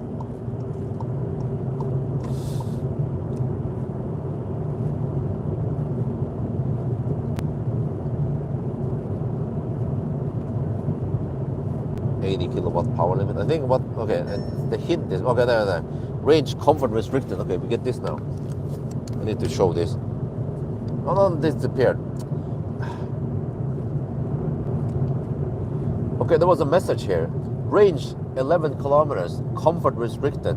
So in the first warning we got earlier, I could just override it by clicking on the mode button here and go back to normal mode. But now I think, yeah, so you cannot go to normal mode anymore. You're forced to eco mode, and that restricts the heat, the power, and then eventually we will go to eco plus, which switches off heater completely. So, 10 kilometers of range left.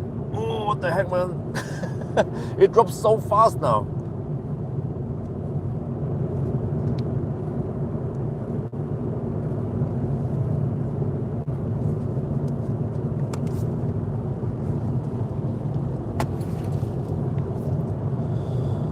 Power limit is dropping, 73 kilowatt power.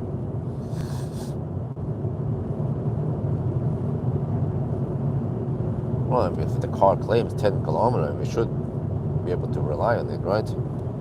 But eventually it's going to be cold in the car. 9 kilometers now. Yeah, I don't think I can go, well, can I? Go back there. I mean, it's just a 4 kilometer loop. But there's no road shoulder here in case I run out of juice on the motorway. But with 67 kilowatt power limit, then I think we're good, right? 9 kilometers of range. Oh yeah, the range suddenly went up a bit because we kicked down on the HVAC. Okay, 9 kilometers, 64 kilowatt power limit. Yeah, let's go on the motorway.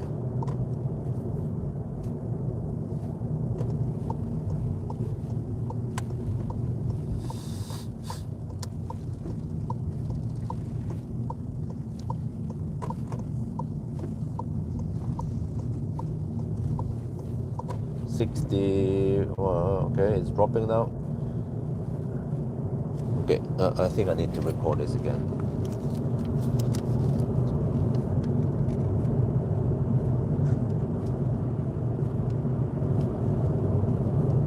Less than 60 kilowatt power limit.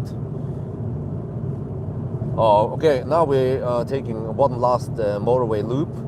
Power limit is dropping quickly. You can also see it on the car's display in case you don't have car scanner. You see here we are at half power roughly, I'm not sure, 54 kilowatt power, and it drops 7 kilometers of range. Yeah, we are roughly 4 kilometers away from the exit now. So yeah, hopefully this is fine. But these uphills will be scary. Look at that, 50 kilowatt. It drops fast now. Oh, battery almost empty. Perform. And then, what? And then the message disappeared again. So this is the yeah. Now it is in Eco Plus. Now the heater is off. Yeah, you can even see it here. The heater is off now. So that's it. Hopefully we can die quickly, so we don't have to freeze too much. Power limit is dropping even more. 40 kilowatt power limit. 42 kilowatt power limit. The scary part is that I have to go a slight uphill soon before the exit. Oh, I can feel the cold now. Oh shit, -2 degrees. Yeah, this is why I prefer doing it at night. I prefer doing it in the daytime when it's nice weather outside, preferably more than 10 degrees. Yeah, and I don't want to do this in winter. So okay, come on, don't die, right? Don't die yet. We have supposedly over 10% battery left, right? Okay, this is the last scary part. 38 kilowatt limit. Oh, 5 kilometers of range. Oh, it drops 34. Uh-oh. But it doesn't do it like the Ford. It seems to be quite linear. Oh, unlike the Ford F-150, where it just jumps up and down like a mother trucker. Yeah. Oh, fine. Okay. I think it's time to bail out now. 28 kilowatt power limit. Let's see. Exit. Okay. And then we get on the dark side roads. Yeah. Normally it's not that scary, but now at night, then yeah, you better not be afraid of the dark. Okay. 30 kilowatt power limit. Let me go over here. And then we're gonna get a feel now. Oh, how is the? Oh, it's getting cold. Is it? I mean, you can drive further, but it gets cold, especially in winter. Oh, the car is sluggish. Oh shit. But we drove 90 kilometers. Look at that consumption, 185 watt-hour per kilometer. Wow, 90 kilometers. Not too bad for a winter run. Okay, now comes the cold part.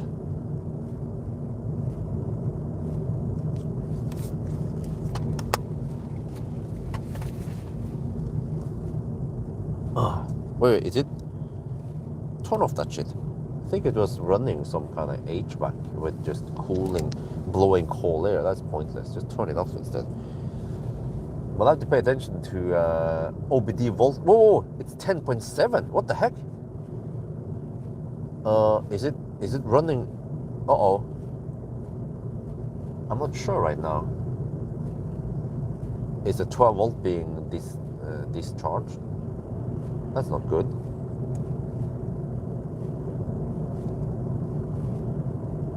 Wait, I hope the 12 was being charged. It must be. Cannot drive all this stuff without 12 volt charging. Maybe OBD volt is low. Okay, maybe there's another voltage I should use.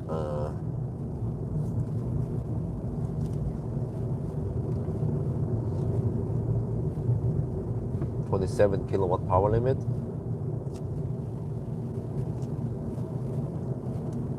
But it seems to be linear. 4 kilometers of range left now. You know what? I have to expect that at 0%. So at 0 kilometer, the car stops. I don't think they have any buffer here. Freaking 11-year-old car. Whoa, the headlights are good. German cars, you know. Yeah, they are the best. Okay, but there's no Windows XP background this time. 23 kilowatt power limit. Wait, but if I regen now, then the power limit goes up. Yeah, okay, so it seems to be linear, everything. And then if I discharge, then okay. But now I know that if I run out of juice on the wrong side, I just have to turn on the hazard light. Where the hazard light? There, okay.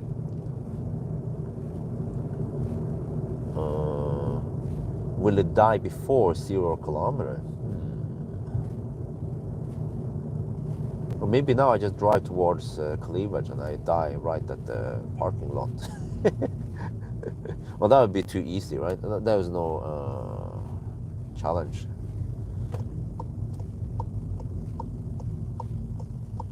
Let's see if I have good turning circle here. Yeah, it's fine. Unlike the big mother trucker I tested, man, I had to do a 3-point turn here. Okay, 19 kilowatt power limit. Ah! Battery empty, speed restricted. Ah, okay. Wait, the message disappeared.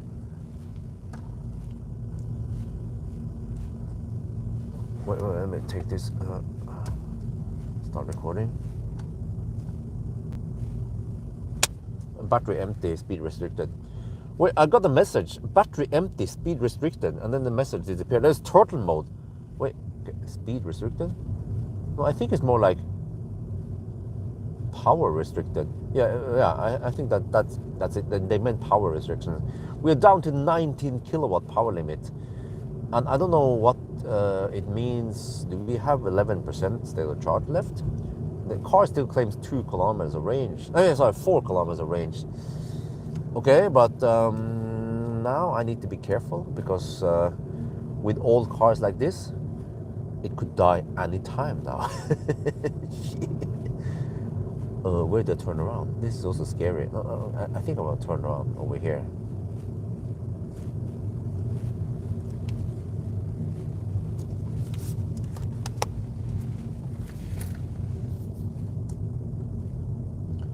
Um, 4 kilometers. Well, but my gut feeling says that we can go up the hill, right? What's the worst that could happen? We just roll down the hill again. Okay, let's try that. 3 kilometers of range left now. I'm not sure if this is such a good idea. But normally I don't want to go that far. But if this is a well-engineered car, then we should be able to get 3 kilometers, right? It's not going to die with 3 kilometers of range left. That would be bad news for the German car industry. Well, okay, maybe I turn around here. Okay, I got a little bit scared now. Okay, let's turn around here. Oh, okay, don't die in this uphill. But at least we have street light over here. That is a bit safe in a way, yeah. But the street light disappears right where it is flat over there. Oh, so straight, I mean. Okay, 19.5 kilowatt power limit. We have around 10% battery left. We have done 94 kilometers now. We still haven't reached 0 yet. But normally, well, sometimes, you know, yeah, sometimes we have to drive slow-ish and then we go to 0, 0, and then we start counting below 0. But here, I'm not expecting anything below 0. So we might die quite quickly, which is good for the whole timing here, so I don't have to spend too much time driving slow. So throttle mode is on, heater is off.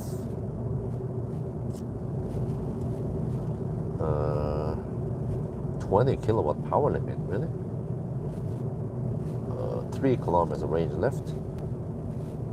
Maybe we could just go crawl over to Camp Power and then plug it in. No, okay. We have to keep driving.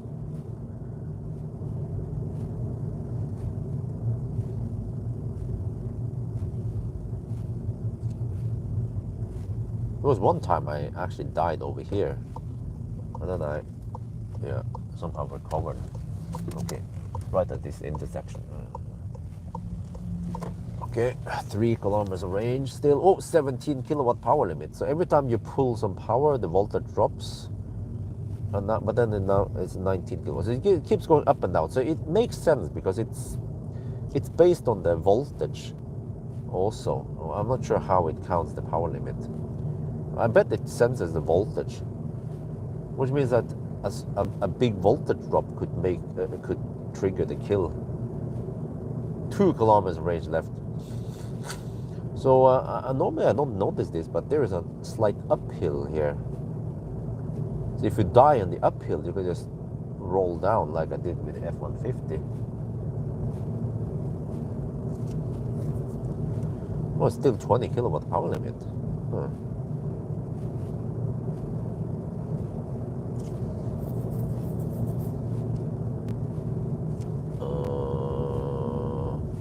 Okay. I think now I don't want to go. What do I want to go there?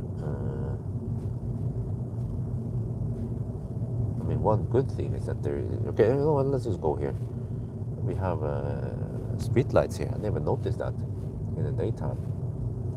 But it's getting cold now. Well, now to sit and freeze in the car while waiting for it to charge up. Unless I put the EcoFlow in here and somehow channel the cable out, but there will always be a crack in the window, right? And then I get a little bit of heat from the EcoFlow. Could be 500 watts of losses. No, maybe not that much. 300 watts of losses maybe from the EcoFlow. Okay. This is where it could die on the uphill here. There's a small risk turning around here. 2 kilometers of range left, 19 kilowatt power limit.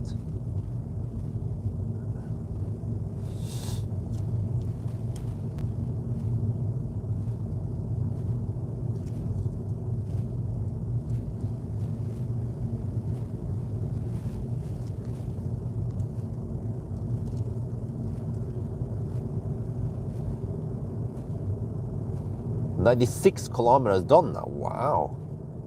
Impressive." It's getting kind of cold now. Well, I brought the Stormbike jacket, the warm jacket. Let me just put this over here.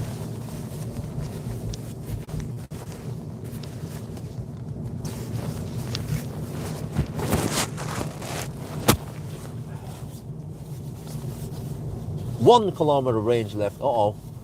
I feel like the end is close and the end is near.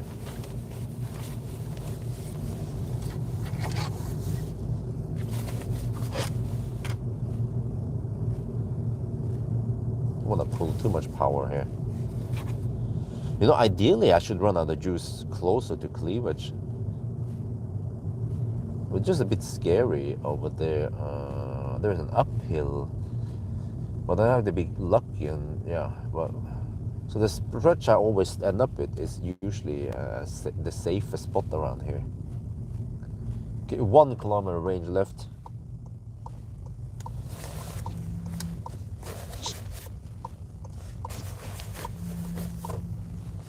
Uh-oh. I feel like we have less power available. Or maybe 97 kilometer done. Wow. Still going. It's running on fumes right now. It's minus 3 degrees outside. Uh-oh. But there's no traffic here. We haven't met any cars here. Come on, if it's gonna die now. So let me fix this jacket.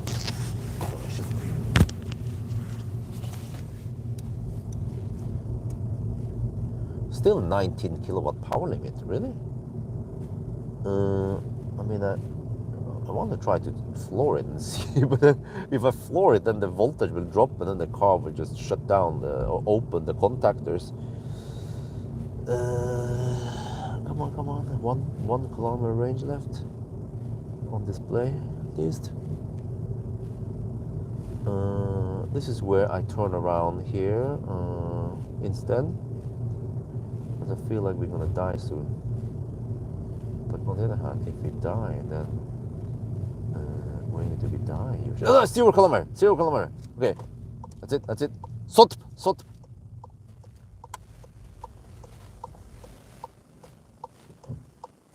Okay.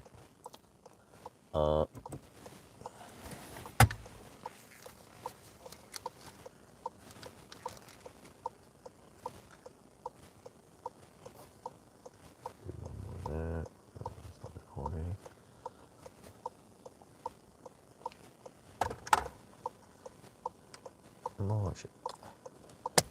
0 kilometer left. That's it. We are at 0 kilometer left here. And we have actually done 98 kilometers. Now we have 16 kilowatt power limit. It jumps a little bit up and down. So the question is, how far can we drive? Okay, so we're going to do this as usual. Standard procedure. We go to multifunction display. This is super clumsy. Here, reset since start. Yeah, long term. Which one do you go for? Since start. There. Yes.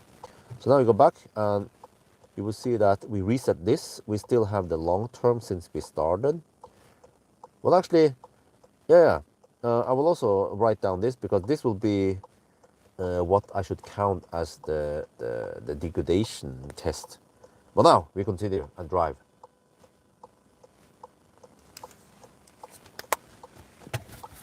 Okay, if you want the numbers, 98 kilometers done, and let me write down here, 98 kilometers at 0%, at 0 kilometer, 98 kilometers done, and 177 watt hour per kilometer.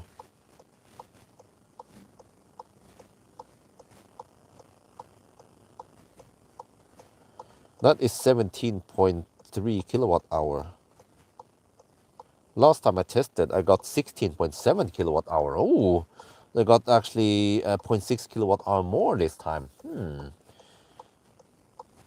Okay, good. But now we must proceed below 0 and see how far we can go. Now we enter the unknown. Wait. Okay, we can drive still.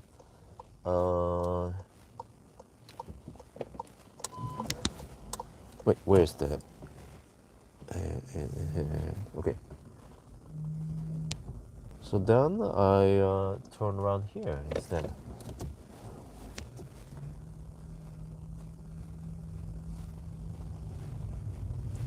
And then hopefully I can die around here, right?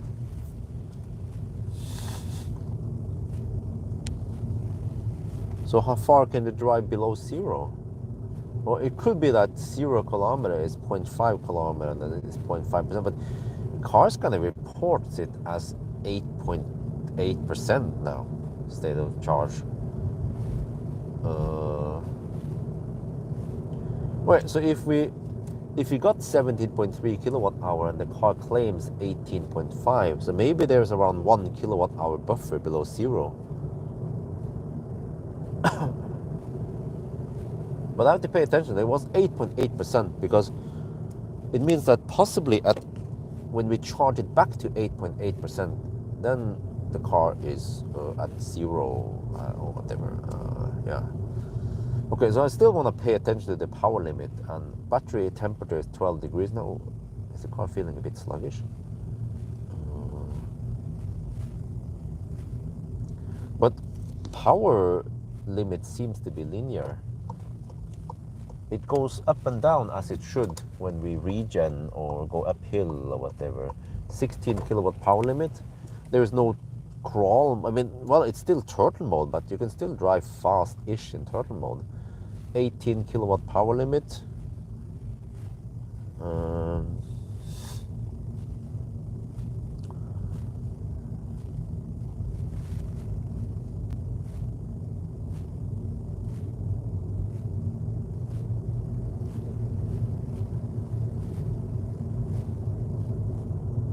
thinking I could reposition the camera somehow,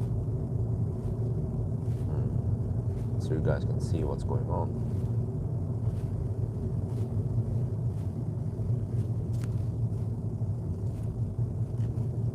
But then the camera, then the live stream is gonna be right in my face. No, whatever. Just for safety, I'll just keep it like this.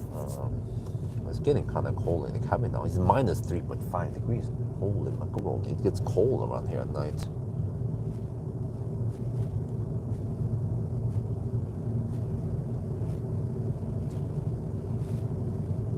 This is a reminder why I still want. Normally, I want to try to do this at night. In the daytime, not at night because it's cold, and also not when it's too cold outside. So I think for safe, I just want to try to nail it down. Okay. We just do this turnaround point. It's fairly safe. Worst case is I get stuck here if the car decides to just die on me right here. Still, there's not much traffic. Well, we haven't met anyone here. Okay, we've done 1 kilometer now below zero at 120 watt-hour per kilometer. And the state of charge is supposedly 7.6%. I think the 12 volt is fine, right? Otherwise, I will see something in the car's display here. Even though the OBD volt is reported as 10.7, which is kind of low. 17 kilowatt power limit.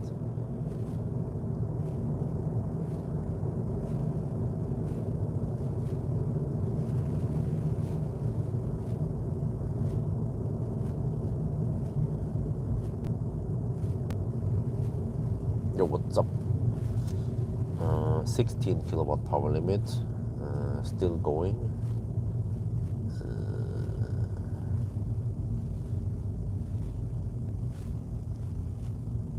You know what, on hindsight, I should have brought another phone holder.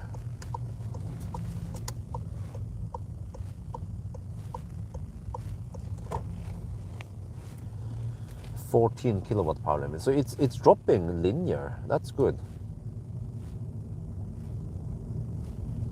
So eventually, once it drops to below 10 kilowatt or 5 kilowatt, then I know that's the very end. 2 kilometers now past zero. I'm going slow like a grandma.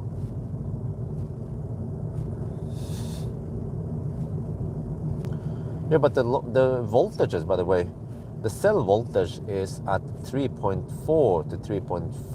Around 3.4, 3.38 to 3.345. That's not too low, is it? I've seen Tesla drop to below 3 volts. Okay, 11 kilowatt power limit. Hopefully this DC-DC converter is working now. The worst thing that could happen is that I get 12 volts low.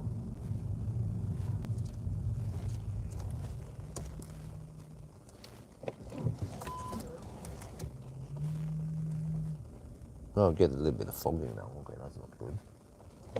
Better hurry. Don't talk too much. Shit, man.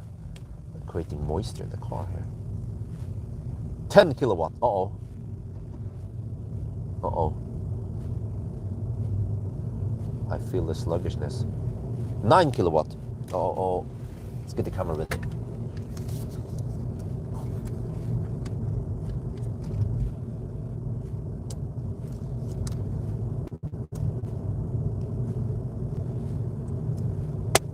It's about to die. It's about to die, guys. 8.7 kilowatt. It's dropping and dropping. The question is, how far do I dare to drive? I've driven 3 kilometers past zero now. Oh, it's dropping at 8 kilowatt. Oh. But there's still no final warning here, no final call. We're still going, supposedly. Are we gonna die over there? Well, I mean, if you're gonna die someplace, at least die where it's light in the town, right? What the heck is gonna happen now?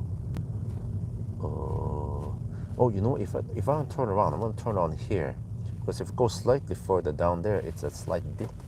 Let's turn on here. I think we have good turning circle, right? Check. Oh, I don't want to die like this. Okay, that's not good. Don't die now. Okay, oh, good. But 5 kilowatt power limit. Where you might actually die in the wrong direction, which is not. Well, I mean, it's no big deal, but not ideal. But okay, whatever. 6 kilowatt power limit now. Oh shit. Okay, that's it. But interesting. State of charge, at least in car scanner, is reported to be 6%. We have good headlight though. Huh? Nice. It's German, you know. After all, it's good headlight. Yeah. 4 kilometers now past zero. Oh, I can feel it in my butt cheeks that it's gonna die soon. How is it going here? It's the power is in the red now. I'm just waiting for that final. Car is shutting down. Yeah, 9. You know something. Wait. I have no power. I have very little power. I have some power, do I? Or no, I don't. I have no power. Is it dying here? Really? Can I just? I think that's it. It's dead. DED here? What? It's like now? What? Is that when wifey got pregnant? I mean, are you pregnant now? Yes, apparently you're pregnant now. Okay, we died here. Wait. Well, actually, it's no big deal. It's yeah. Okay, I think that's fine. Okay, let me see. What to do now? Wait, try to restart. I wasn't in P. Start engine. So there was no car shutting down in 30 seconds, whatever. So that is the minus. Battery empty, speed receipt. Okay, that's fine. I'm not sure if ODBD is working now or whatever, because it reports 95 kilowatt power limit. That's not right. But we did drive 4 kilometers, 104 watt hour per kilometer. We'll try now. If we put the car in drive, what's going to happen? Oh, it can drive. Okay. Well. Okay. But also I have some concerns about the 12 volt. Okay, it can maneuver. That's fine. 4 kilowatt power limit. Okay. That's it. This is the end. So I just wonder if I can get up this hill. Oh, please. Oh yeah, okay. So it allows you to restart, so you can re-maneuver. But that was like, okay. Even though the car didn't tell you, but you can feel it that it was dying, and you restart, and then you can re-maneuver to a safer spot. But then at this point, you don't want to stretch it too far. Yeah, okay. Wait. Yeah, I'm gonna show you here. I'm flooring it. There's nothing going on here. That's it. So if you're wondering, why are you so lucky and you end up at the same spot every time? I don't know. It's just me as a ninja. You see, we go downhill here, and then the spot coming up now is where I always end up with.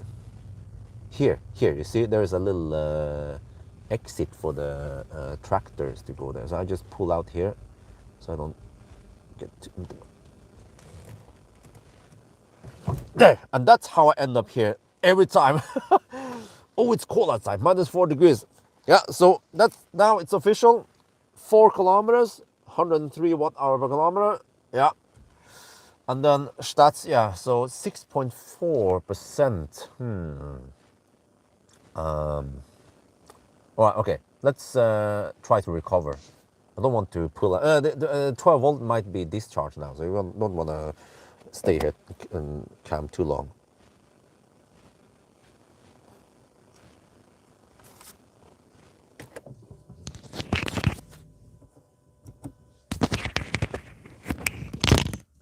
Okay, let's move fast. I don't know what's gonna happen now, but let's get the high visibility jacket on and so on.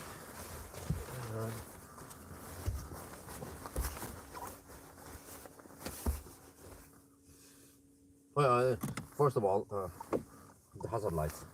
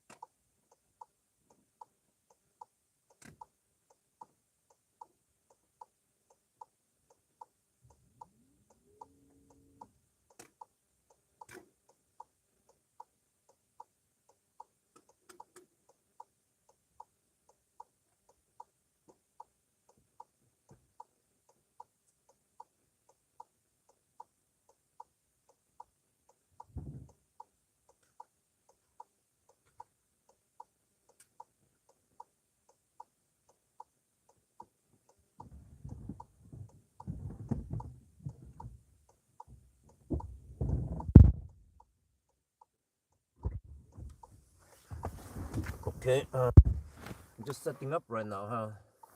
You can see maybe in the back here is going on.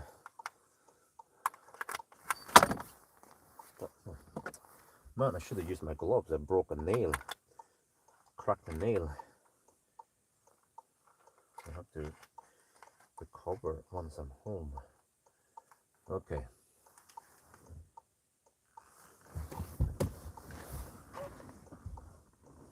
Well, you guys might want to go outside anyway, right? Let me bring the shaft. Time, yeah, okay. You can see behind the scene what I'm doing, but I have to hurry a little bit. But it's boring for you guys to sit there, of course. Okay, 192 people watching. You can see the end stats quickly. So it died with 6% left, but we did go 2.5% before it finally died. Okay, well, anyway, I'm gonna put you guys outside. The camera is there.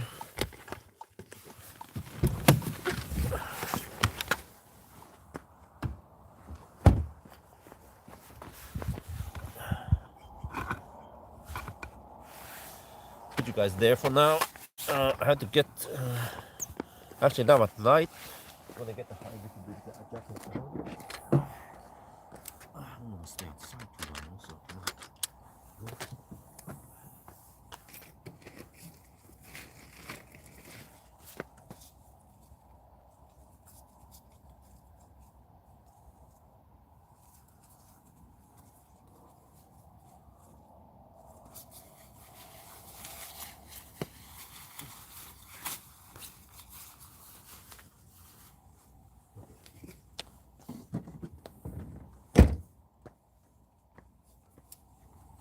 Set up this somewhere. Oh, I have to open the front, of course.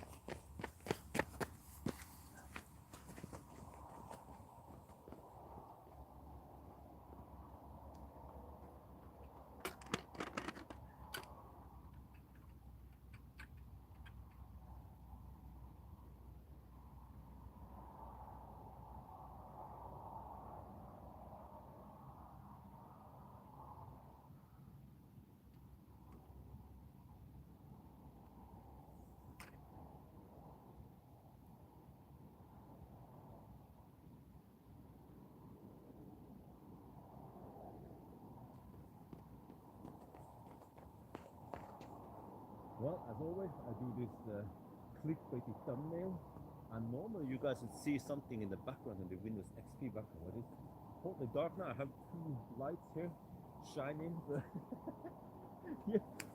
And of course, if you open the hood, like, something is wrong. But okay, let's start tracking.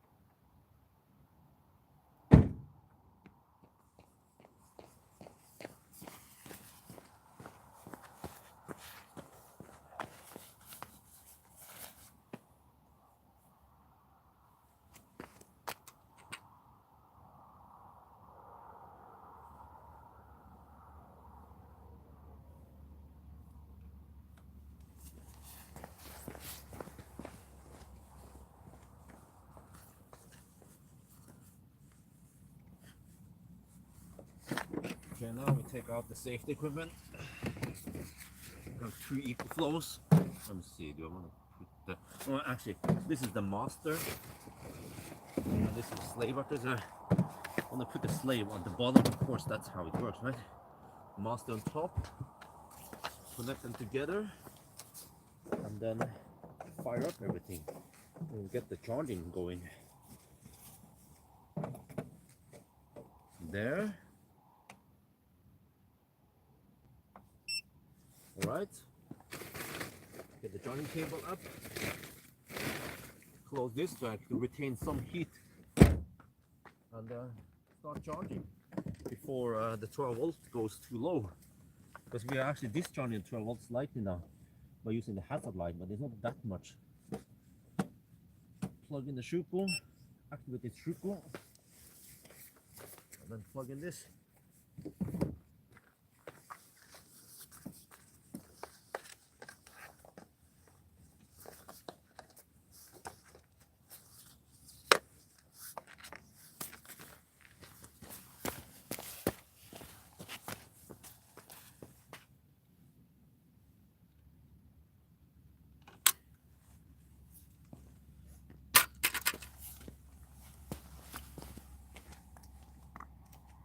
Okay, I think at this point we don't need the tripod anymore.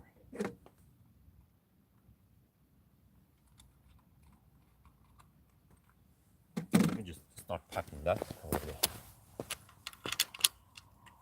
I see it's charging, it's pulling something. Okay.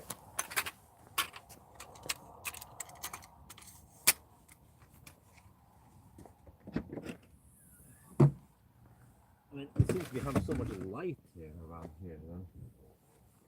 Maybe we don't need the high visibility jacket. No, let's bring it for now. Okay, so now I bring you guys inside. Wait, the camera.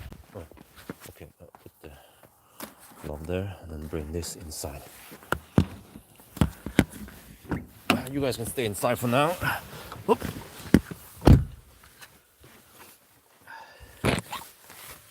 Wait, I need to put the shaft there first, and then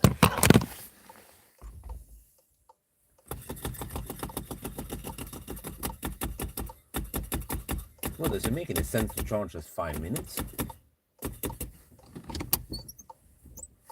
Or should it go longer?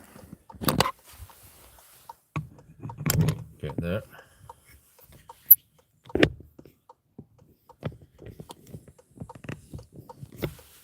There, okay.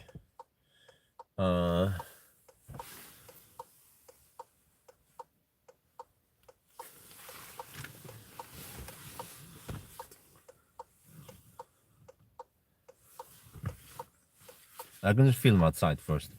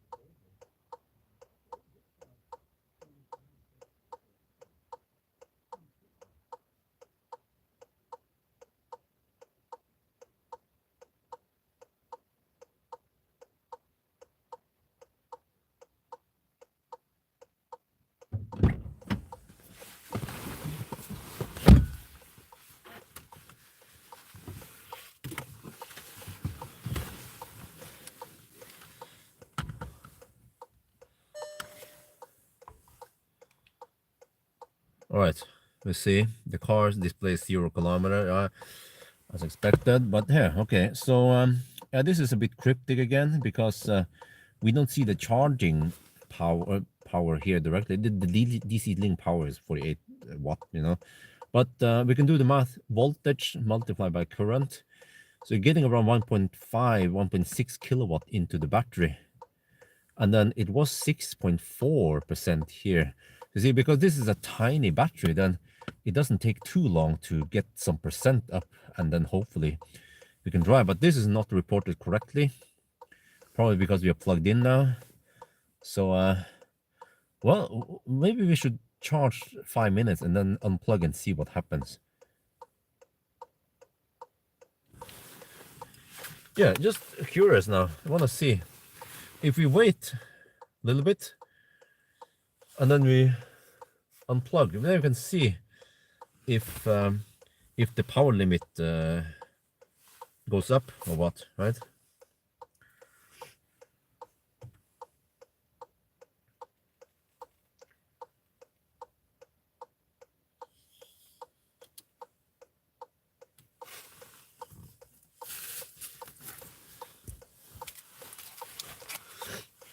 Yeah, so now I'm just gonna chill a bit. I brought some quick lunch and I'll just wait 5-10 minutes.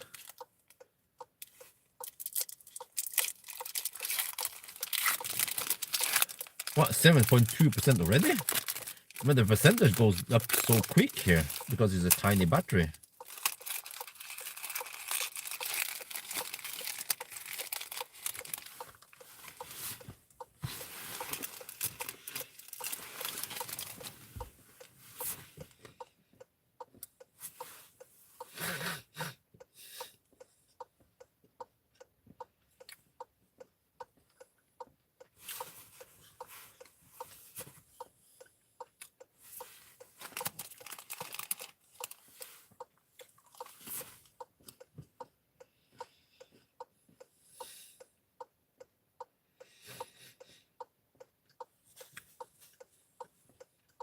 Oh, look at that. OBD volt. Okay. So the 12 volt is being charged right now. That's good. I can fire up some seat heater maybe.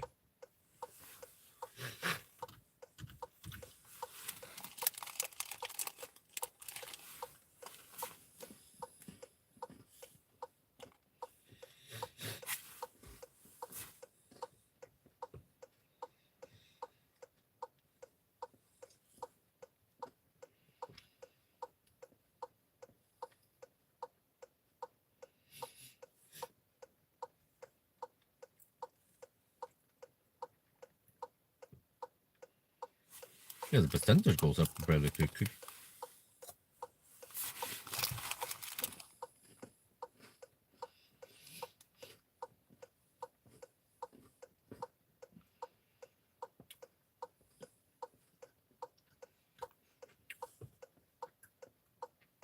Now, since we have so little traffic, I could drive a little bit if I can. See how far I can drive.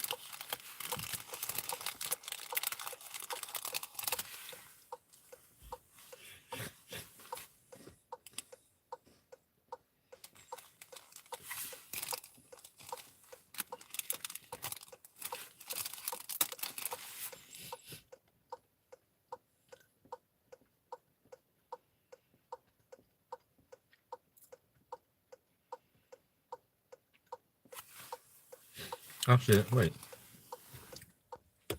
There. I was on high beam. I mean low beam. Now I'm on park light.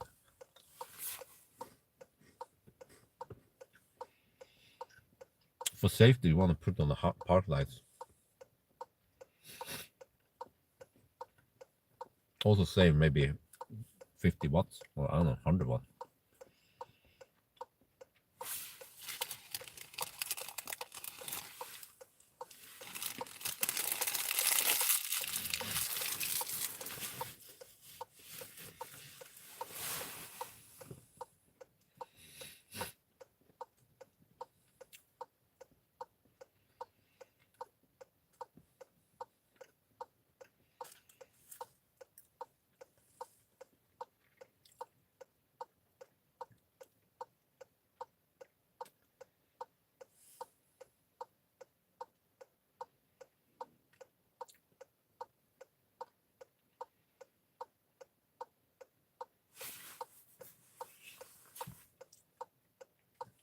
Well, okay.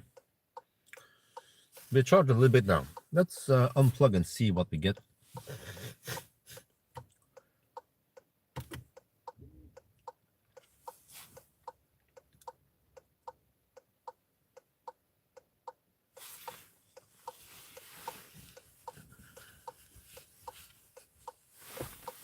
Oh, do I pack everything?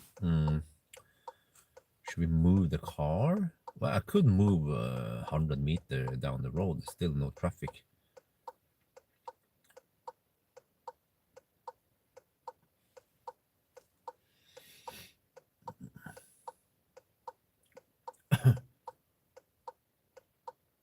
Okay, let's go outside and check out.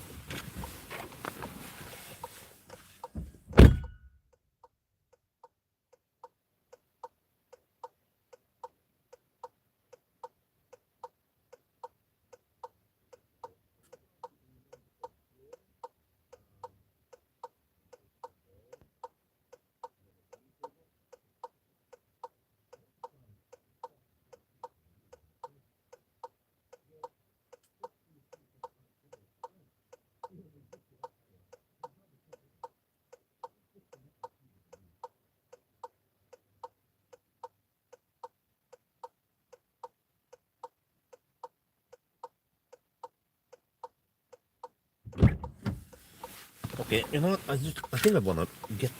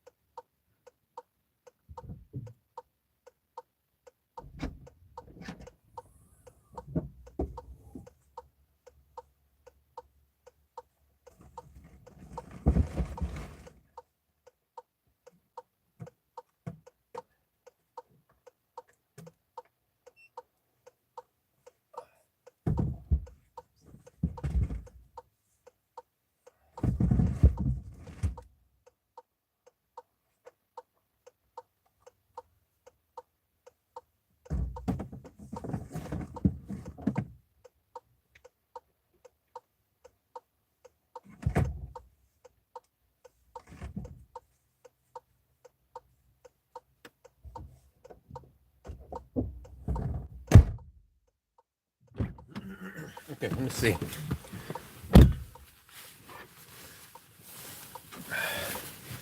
I'm actually gonna buckle up now. Where can I put you guys?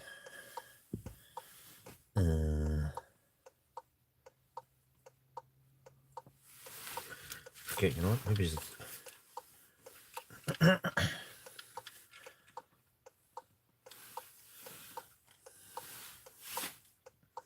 Wait, let's see.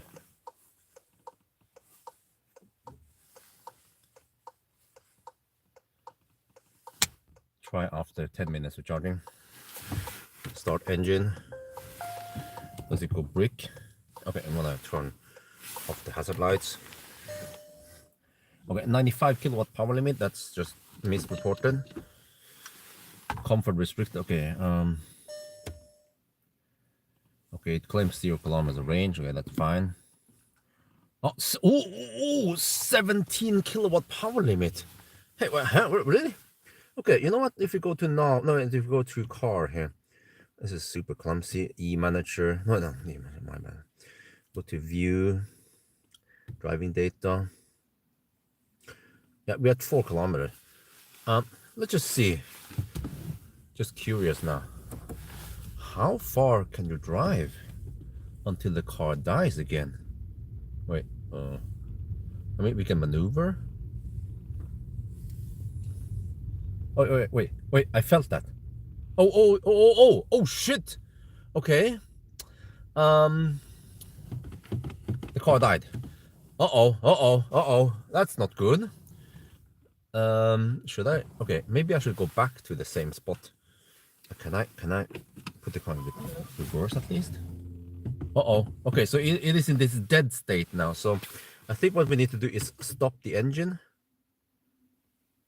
Start again. It wants me to pee in the P when you stop it. I forgot that. Okay. No, now I can't move. Okay, maybe I did it in the wrong procedure. I just stop like this, okay, and then start again. Okay, now it says ready. Nope, I cannot go back again. Can I go forward? Nope, the car is dead. Okay, let's bring out the EcoFlow again.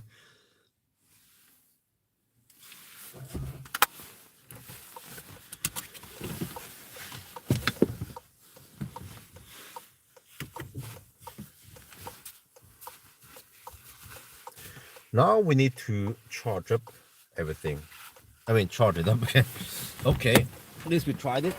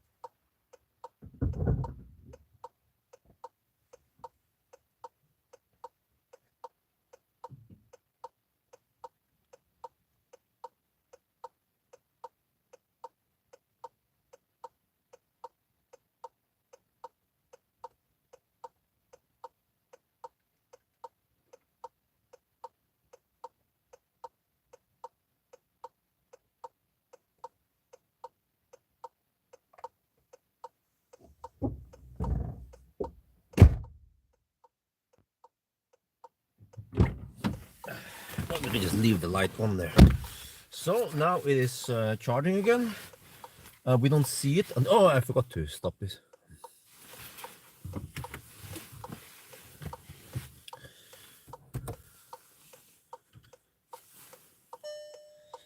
Okay, I'm gonna put on this. So now we sit and wait.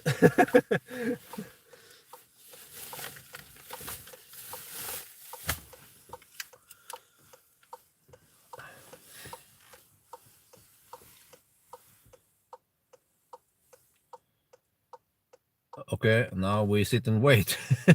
We wait for the kilometer here to go up, Because I noticed that when we had 0 kilometers, we were at 8.8%. So since this is a small battery, it should go up quite quickly.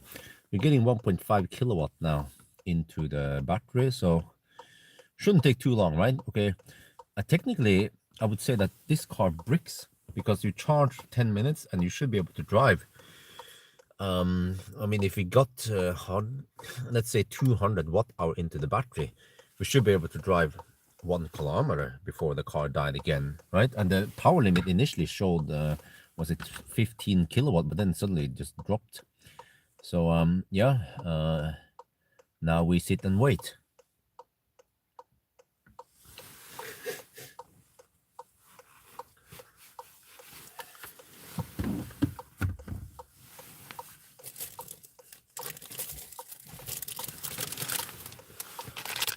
Yeah, let's try Laban segment. It was on discount because I think nobody bought them in Yemen, so they are quite sour.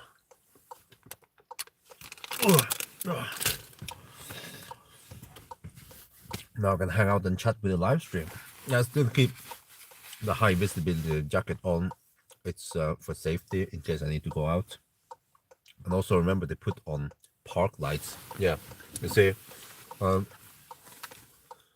if you have unfall at night, don't put on this on low beam, because then it's harder for bypassers to see you.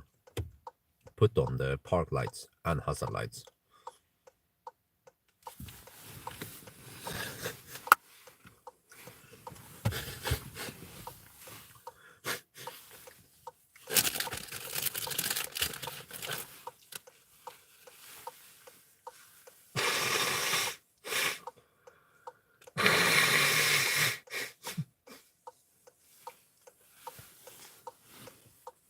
So I'm using a little bit of 12 volt now. Maybe I can kick down on the seat heater. Have some snacks, some candy. Yeah, over there, 12 volt is okay.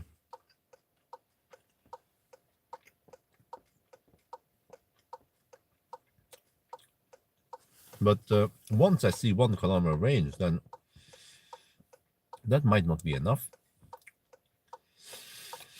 From here to Cleavage is around 2.5 kilometers.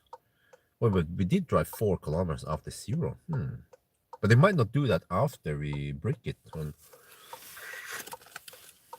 now we just have to sit and wait. Wait, Håkon Jensen donated 27 sec. Consider draft range testing it. Oh, okay. I can almost do that. Yeah. Thank you for the donation.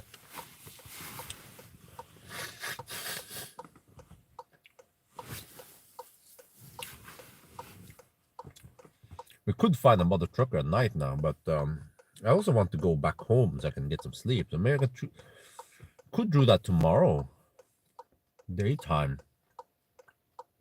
Bring Isabella with me.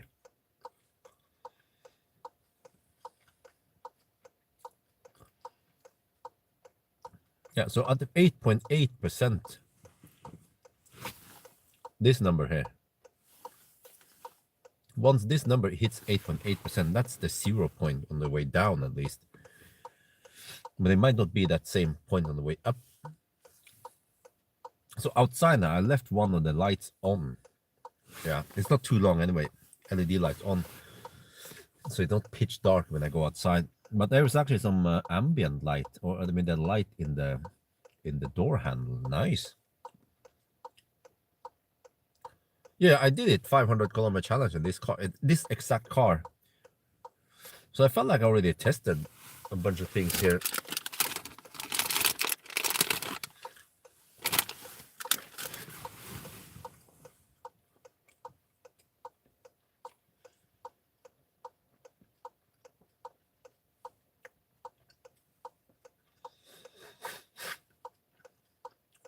But I feel like if I rush now and I unplug, I might be able to do just a quick maneuver and then the car will die again.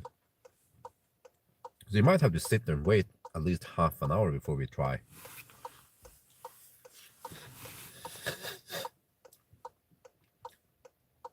500-kilometer draft range. And oh, I'm not sure about that. That's gonna take some time, man.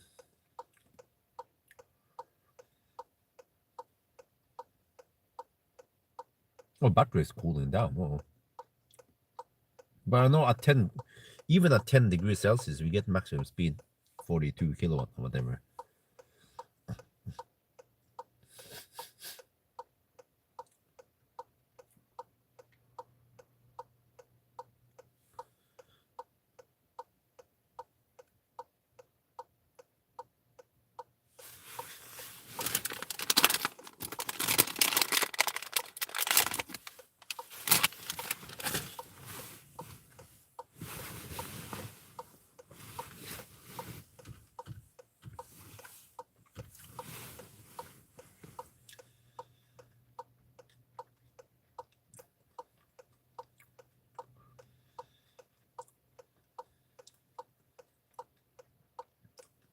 Yeah, exactly.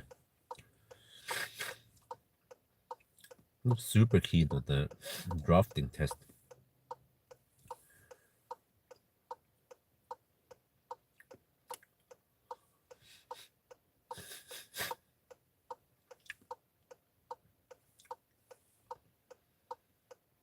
Yeah, I think at night I should keep the hazard lights on. I realize that in the daytime there's no need to keep the hazard lights on. They see you quite easily, but at night, if you know, see over here it's pitch dark, it could be hard to spot you if hazard lights are not on.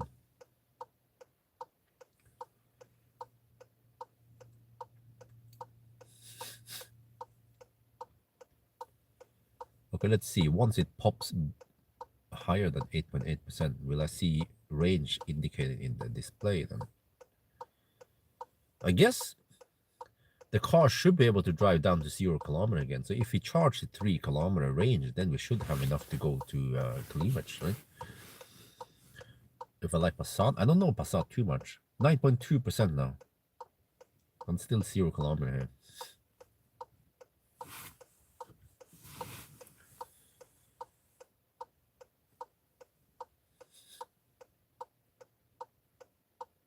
Wait, I'm not charging the thing here. Yeah, I don't know about those numbers, man. The charge actual versus whatever. Yeah. Total charge, total. You know what? None of that makes sense.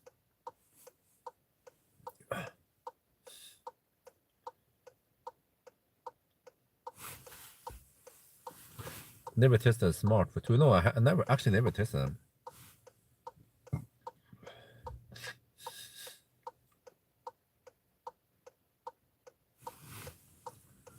Okay, but if you're pulling in 1.5 kilowatt, that means after every 5 minutes or 6 minutes is 1/10 of an hour. So every 6 minutes we get 160 watt hour, or 150 watt hour. Oh shit! Sometimes I need to just hack to it. That's sick.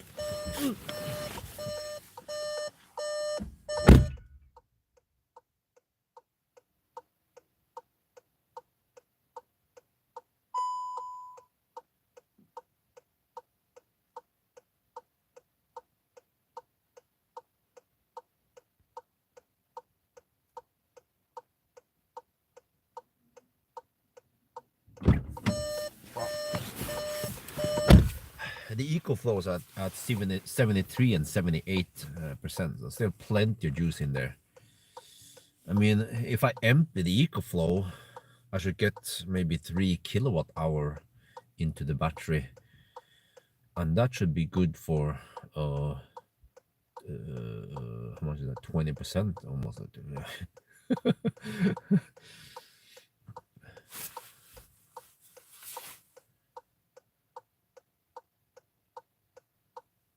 Smart doesn't have fast charging, really? I thought he had fast charging, doesn't he? Oh, I don't know now is that I want more candy.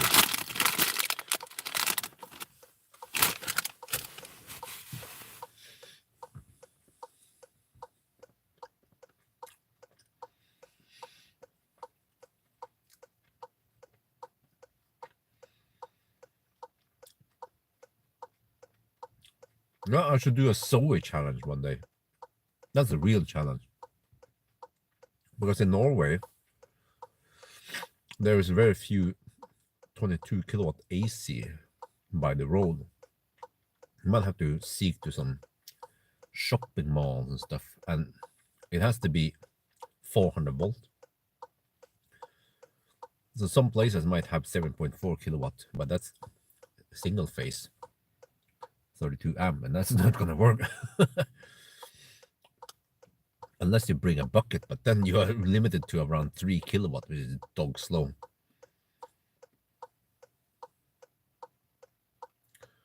E-tron, 300k, wow.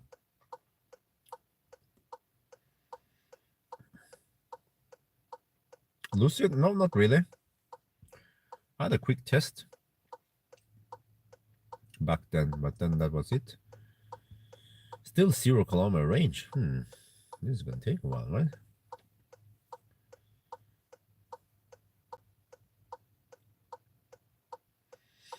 Oh yeah, some old 50 kilowatt still, yeah. And then some of the FSEC, or actually, not sure, FSEC AVB, they might have a 22 kilowatt plug also. Well, I could borrow 22 kilowatt our Zoe 43 kilowatt chargers here. Okay. Yeah.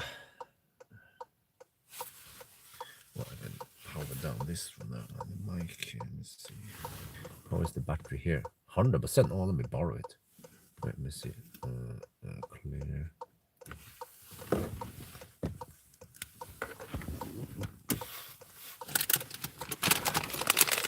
There, 1 kilometer indicated range. Let me film that.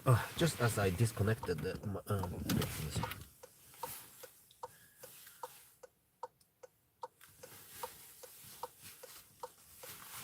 Let me go to nav. Let me navigate to Cleavage. The gas station. Shell. Go.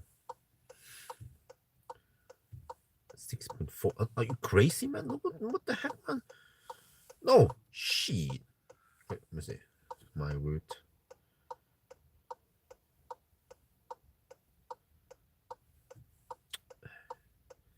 The heck?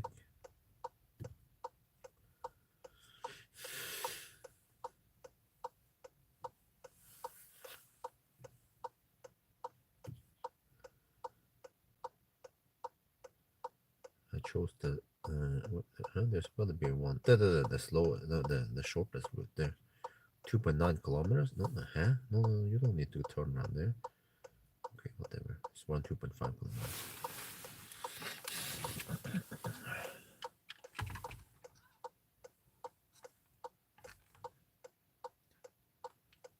Oh yeah, after charging for around, I don't know, 10, 15 extra minutes, we now have 1 kilometer indicated range. And then in car scanner, we see that it's at 10%. So if we empty the 2 EcoFlow batteries into the car, it's going to take a while, 2 hours, but we should get something like 15-20% into the battery. But yeah, okay, it's still charging. And we are, well, I'm not sure the navigation claims 2.9 kilometers, but it wants us to drive a little bit back and turn around. It thinks that we are in the wrong direction. But we are around 2.5 kilometers away from Cleavage. So if we sit and camp until the indicated range is 3 kilometers, then we should have enough, right? Well, let's camp here another half an hour then. Okay, you know what? I'm getting tired of that hazard light. I might turn it on if there's some traffic. There's literally no traffic here. For the past hour, I've seen 1 car go by. Save some electricity on the hazard lights. Let me check on Isabel if she's okay. Oh, Kansi Silberland donated 10 euros. Thank you for the zero mile test. Love them. Okay, thank you for the donation. Everything is appreciated. Wait, maybe I should check here. Do I need to fire up? Oh, okay. Let me borrow the live stream power. I need to keep the phone charged. I have 3 phones there. Let me check how his bell is going.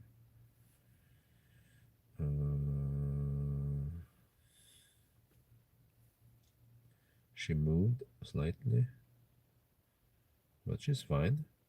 Okay.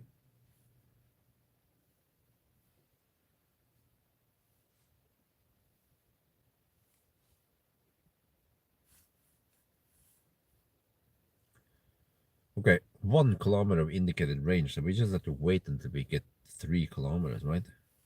Then we go for it. Well, at least we tried one of these old cars. 10.4% now.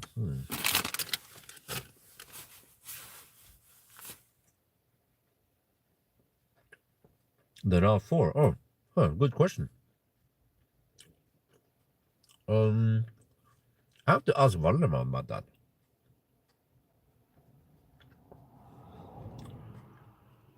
What was a leaf that passed by? If one of those cars with the vehicle to load would ask me for juice, then I will take it.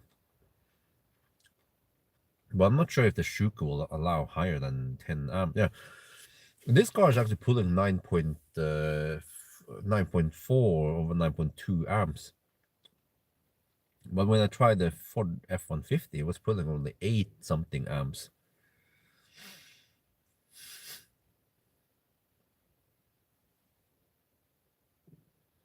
Not sure if we can go faster. Oh, there's another donation. 50 NOK from Lars. Driving now on days, huh? Set E50 of fun, try to empty battery. Okay, quite cool. Yeah, the F-150 was returned a couple of days ago. So now I actually have several days when I don't have a press car, and that's where this Golf is super important, because I need this car for running errands and going to the kindergarten and stuff. So yeah. Let me have some mango then. I have brought some snack here with me, as I was planning on sitting here chatting. An extra car, RAV4 EV or Mercedes, huh? What for you? I don't know. Wait, but RAV4 EV. No, I think I would get. I would go for the Mercedes, because RAV4 is kind of agent tech. Well, wait. RAV4. Wait, what is the onboard charge on the RAV4? But at least the Benz has 11 kilowatt AC. But it's quite thirsty. But I bet the RAV4 is also thirsty. Oh, 2 kilometers of indicated range now.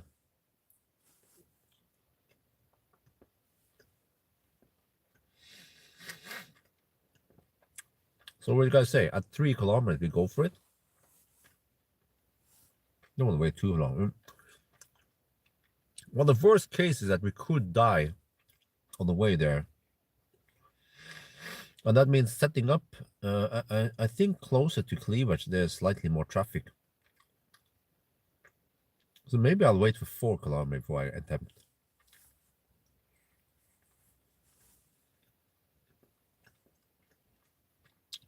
And we also get a little butt feeling, because I could stop at the bus stop further ahead where we have street lights.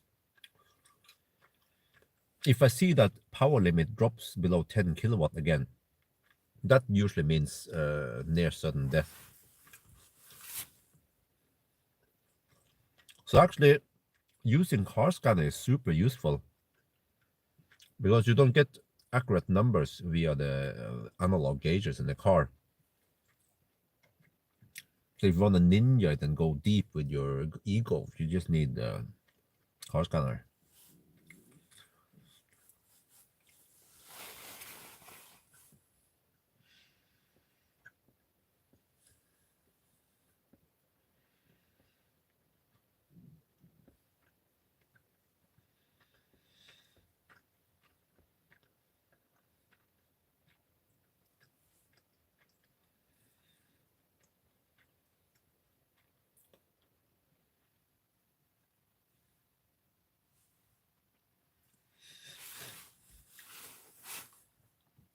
crazy amount of what tests in Sweden, what?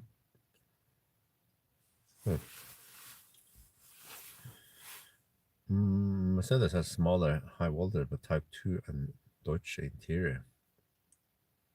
Oh, you know, I never tested the Mercedes properly. It's quite spacious, but it's also quite thirsty. Whoa! Oh, thank you very much. Another donation. The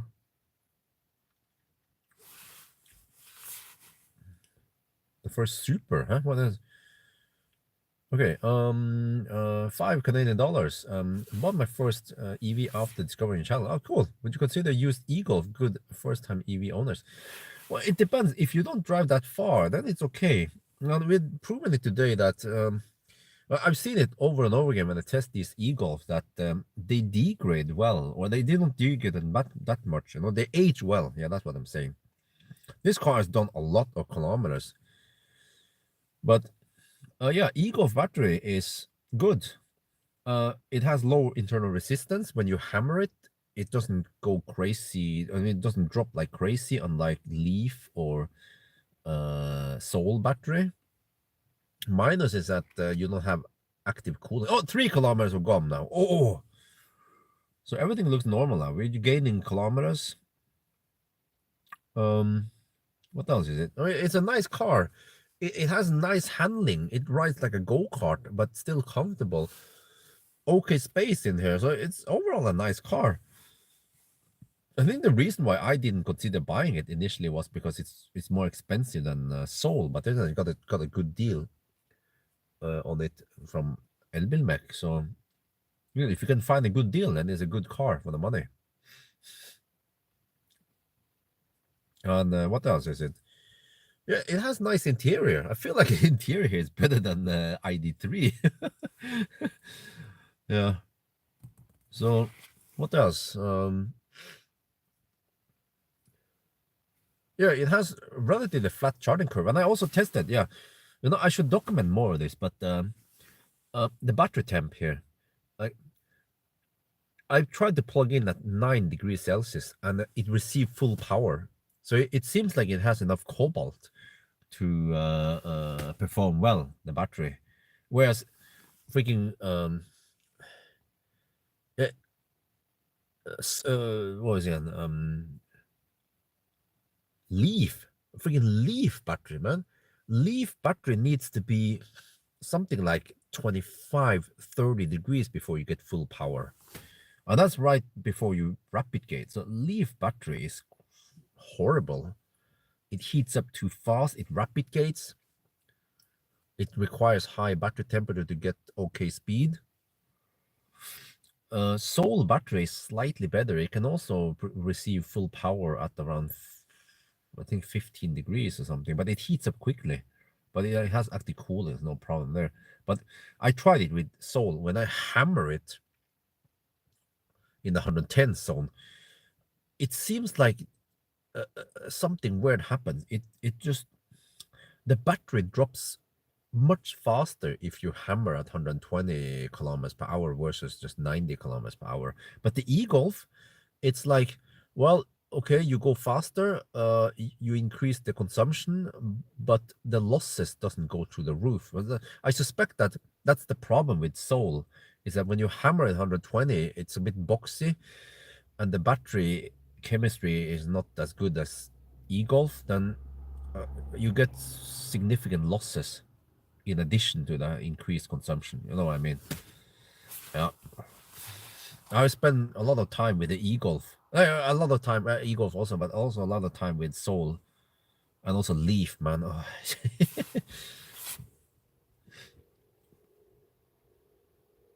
Yeah, how much? We have 3% on GOM now. I have 3 kilometers on GOM, so we should have enough. But someone mentioned 4 kilometers. I was also thinking 4 kilometers.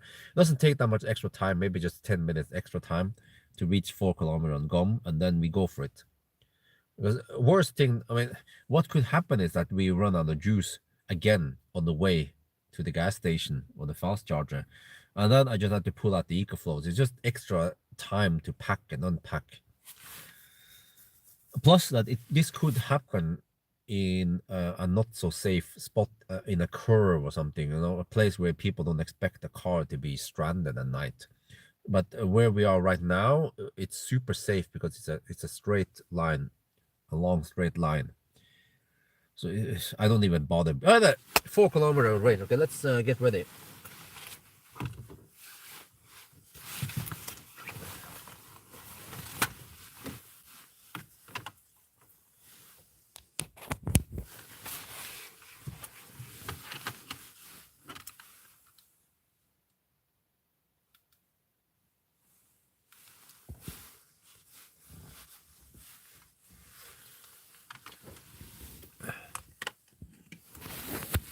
Okay.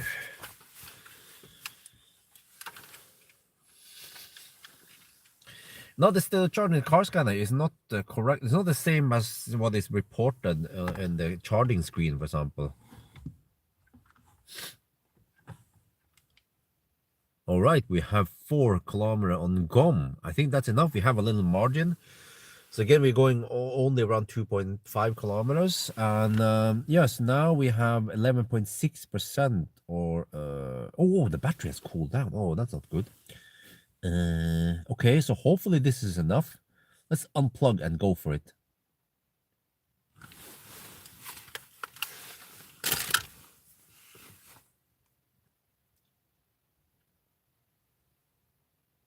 Okay, let's see. I'm gonna try to keep you guys here somehow on the windscreen, but I have to move it so you are not in the way too much. Here, maybe? Does this thing zoom? It should be able to zoom, right? Oh, okay, okay, it can zoom. Okay. Oh, look, what the? No, it's so sensitive.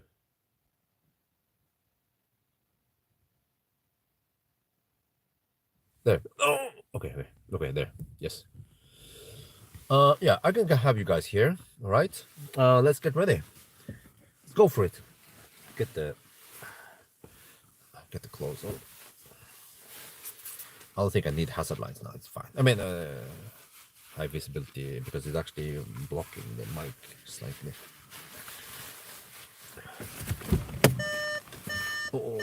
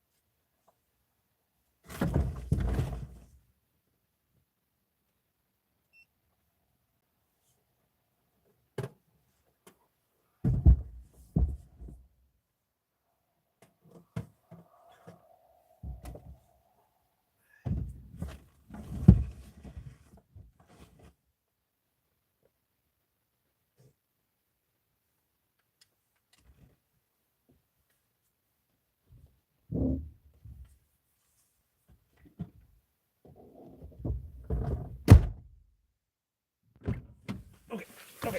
Now we're gonna go for it. Let me get the clothes off so it doesn't make too much rubbing sounds. We should be fine now, huh? I hope. 4 kilometers range. Are you guys ready for some popcorn time?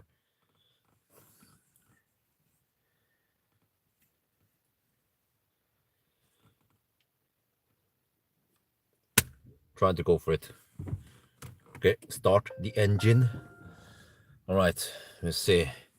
So now I need to get ready. Put the car in drive. There. Wait. Okay, let me see. We should be good, right? 4 kilometers of range. 19 kilowatt power limit. Oh yeah, this is nice. This is how it should be. Okay. It shouldn't drop suddenly. Okay, we can maintain some speed, right? It shouldn't die now. We've been charging for a while. So, yeah, I can feel it's slow. Okay, it's sluggish, but that's fine. Yeah, so now we just have to go for it. Let's hope it works. Worst case is that it just dies again. We just have to pull out the EcoFlow, but it might be in somewhat inconvenient place. That's it. But yeah. And also another problem is that we might need to unbrick the car, right? So just want to go for it. And yeah, you see there are some pockets here we could stop and pull out the stuff, but we have to be lucky. But now I know the trick. Okay, if I would die again, I mean the car would die again, I would just reposition it. That's why you can restart it. Well, if it works, yeah. Okay, just build up the speed. Okay, so you see now that I go downhill, I can build up the speed. You want to do that so you don't have too high power output, because that could trigger the shutdown again. There's a trick in case this happens to you. Just be really gentle on the throttle. You can see that I'm only requesting around 6 kilowatt. I don't want to floor it and request 20 kilowatt, because that could kill the... Yeah, now we go slower uphill, but that's fine. I think that actually has something to do with that, because when I ran out of juice with the trailer and my Model X many years ago, I was going uphill and I demanded lots of power, and I didn't know that I was close to the end. So the Model X actually died with 14 kilometers of range left. I'm guessing it was, well, partly because the battery was a bit uncalibrated after lots of fast charging, but also because I demanded lots of power over time or on that uphill, right? So that's why we want to be quite gentle on the throttle, pay attention to the power limit. It's still 20 kilowatt, which is fine. And now comes the last uphill, which is a bit scary. And you see, usually now when you go uphill, you see that the power limit drops, because you are demanding more and more. You're demanding power, but not just the peak, but actually over some time. But as long as I keep the requested power low, then I should be fine. This is the scary part. I don't want to die here. If this happens, I will have to somehow back down where it's safer and not stop in the middle of the curve here. So I'm going slow up the curve because yeah, we request only 6.8 kilowatt to prevent any sudden death. But usually when we get to this roundabout, then we should be fine. Let's see. We're almost there. We're almost there. Oh, okay. Let me see. I have to pay attention because there's some traffic here. Wow, there's what? 1 at night? There's so much traffic. Oh, well, I hope I can. Oh, yeah, okay. I was hoping don't die in the middle of the roundabout. Huh? But also, I've seen it many times. I've tested various cars. They don't suddenly just stop like that. Once they die, they go into neutral, or they just free roll. It gives you opportunity to maneuver in place. So, okay, now we get here. Oh yeah, sanctuary has been reached. Oh, huh? What, dude? E-Golf is so efficient that we started with 4 kilometers on GOM and we used only 1 kilometer. Like a boss. Okay, let's get over here. Camp power. Oh, wait. Maybe I shouldn't use that one with Chanamu. I can use the other with CCS only. Well, actually, it doesn't matter. 1 at night on Saturday.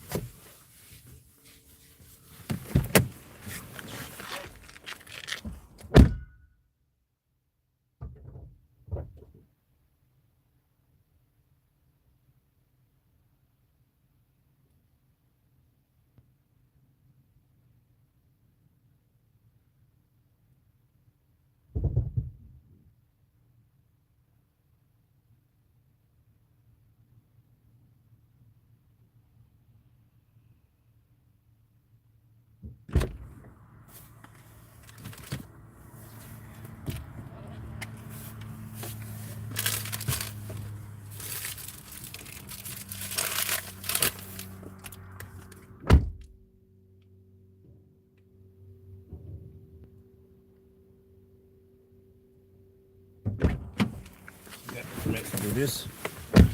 Start the engine. You guys can see. You can see current here. I'm gonna go film outside. I'll be back.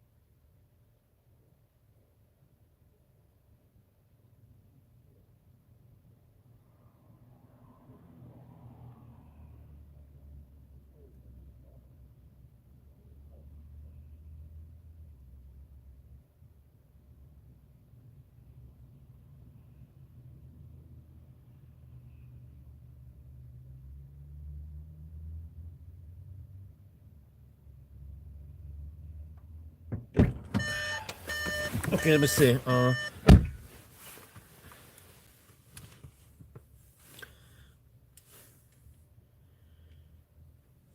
the car is on now. Can I switch mode to normal mode?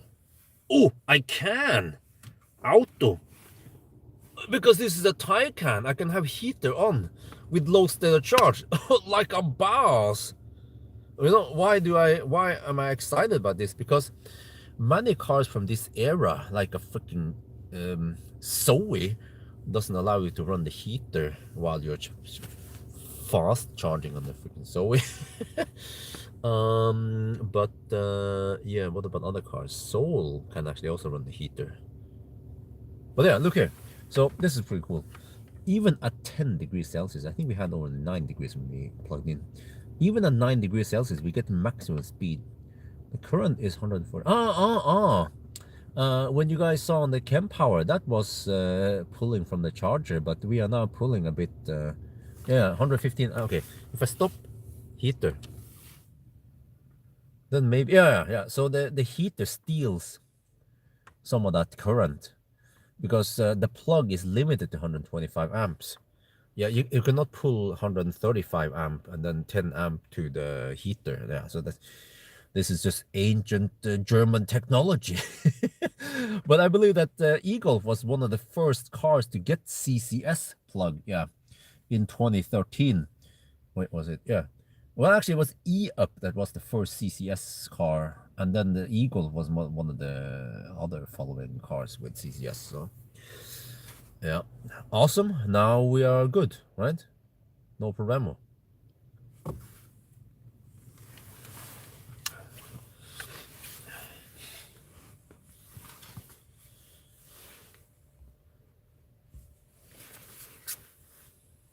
Oh yeah.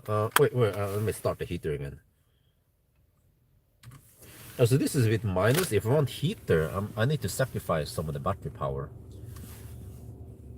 But now I should summarize the test.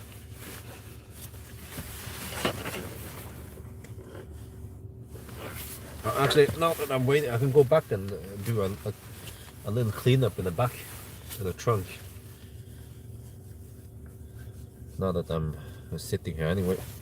I have enough juice to go home now. I have 17 kilometers of range.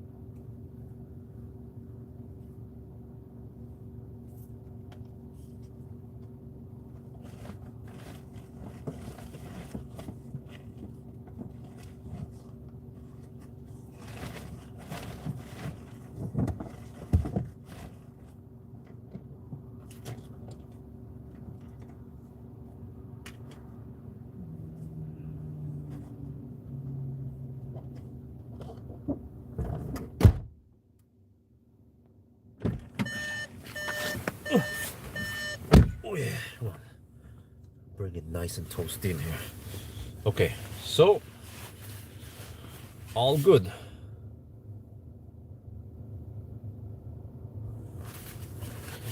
Not sure if I'm keen on charging the full.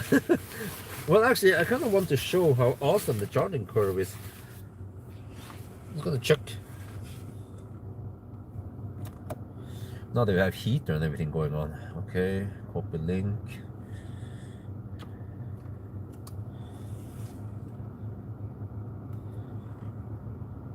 This is not 100%.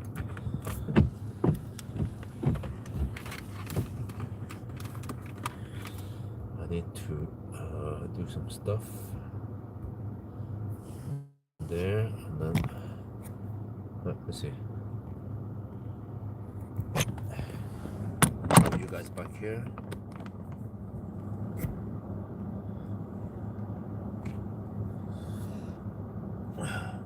Take down this.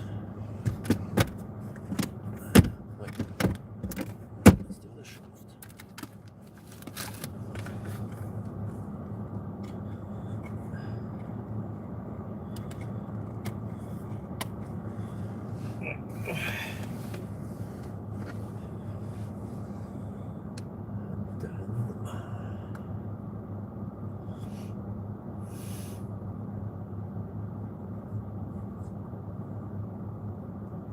Upload some files.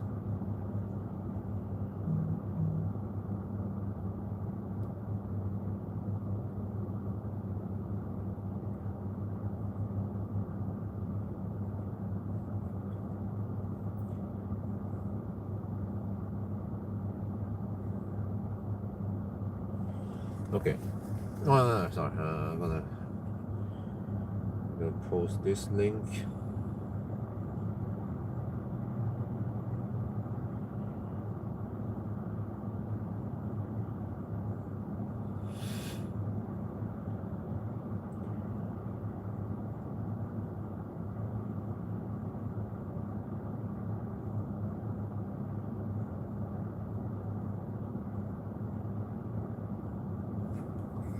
I can switch it over here now. Yeah, so let me see. Oh, I forgot to move mic up. Let me move that one over.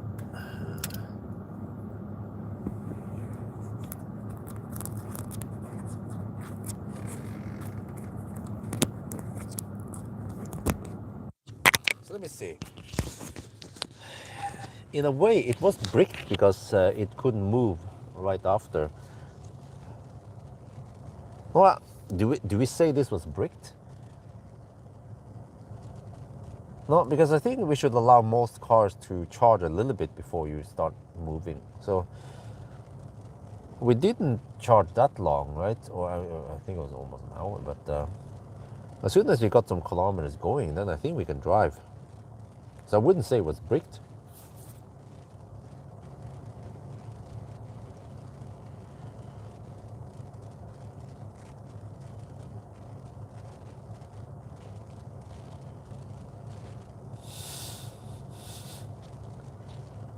Okay, here, the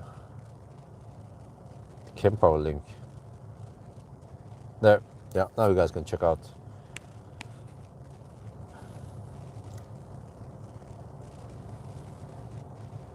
I'm gonna check out myself. Let me see, Pawel link.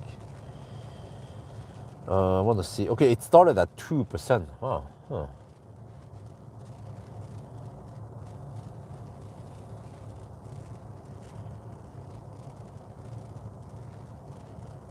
So we are 38% already. Oh, it goes fast. After 10 minutes, we are 38%. That means in 10 more minutes, we should be at 70 something percent. Maybe I should just show that it goes fast.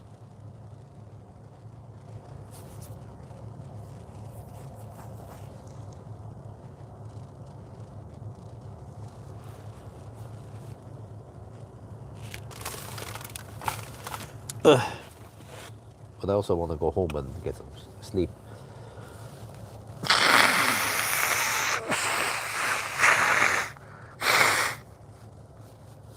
because I won't get too much rest tomorrow. It'll be non-stop babysitting tomorrow. So I better grab some sleep when I can.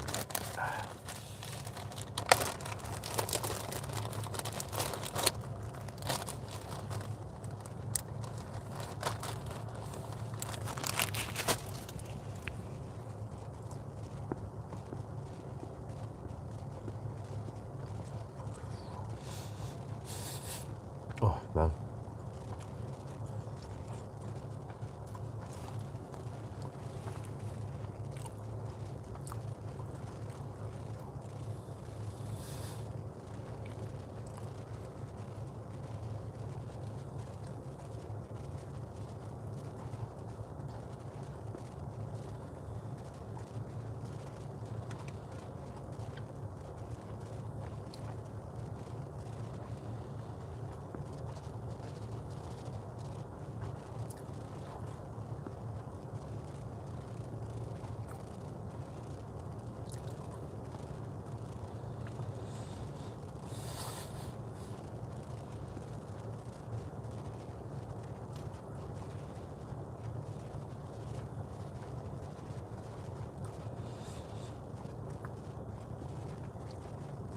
Oh.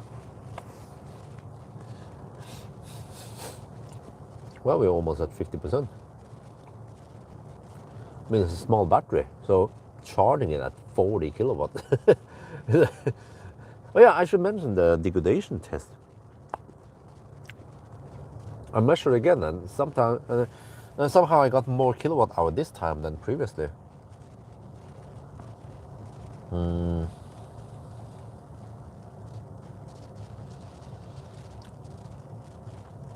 I measured 16.7 kilowatt hour last time. This time was 17.3. But what did this car have before?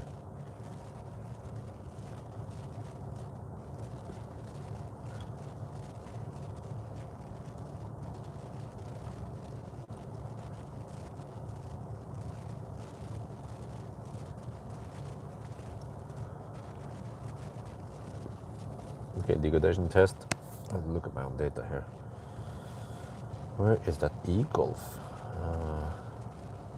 E-golf. There's a bunch of e-golfs here, but I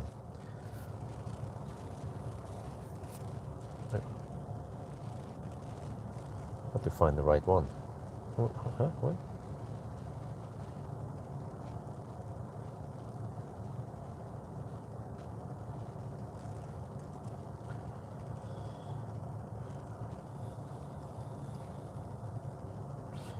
I think it's this 116.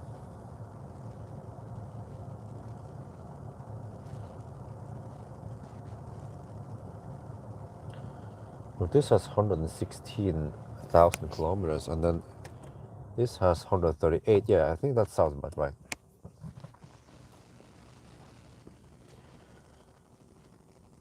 The others are too high. Wait, was it 7 years in 2022?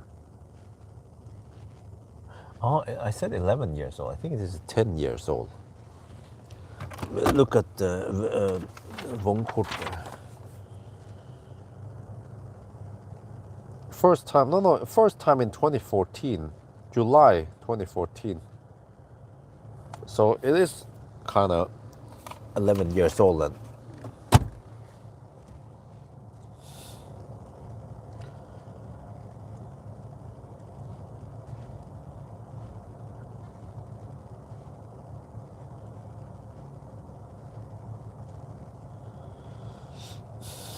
But actually, it seems like e-golf with this distance should have 16.7 kilowatt hour.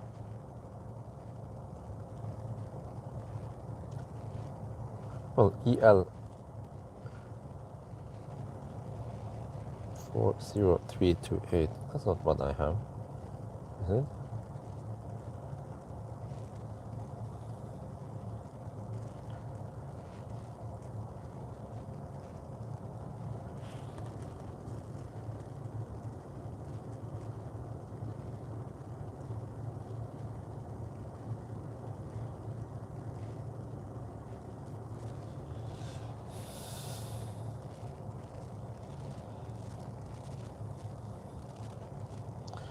Oh, that's a different one. Okay, so it should have around 17 kilowatt hour. Hey, this is good then. I have 17.3 kilowatt hour in test today. Oh.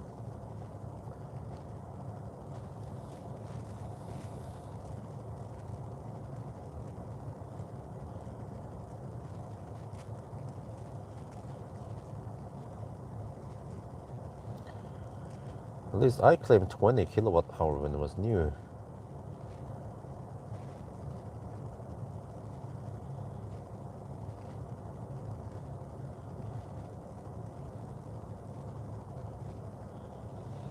%13.5% degradation.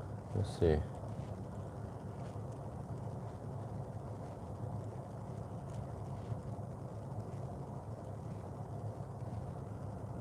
Yeah, this is pretty good.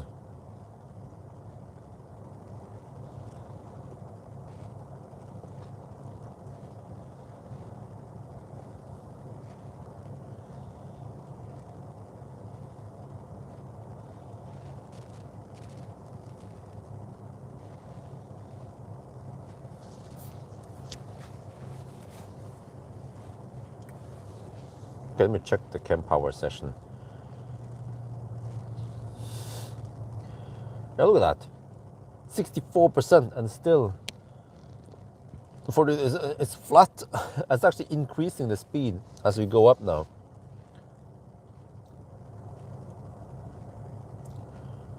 Takes 125 and flat.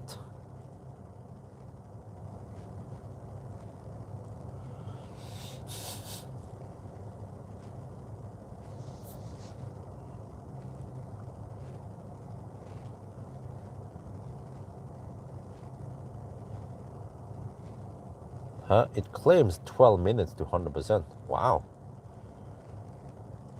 So only half an hour to charge 100%.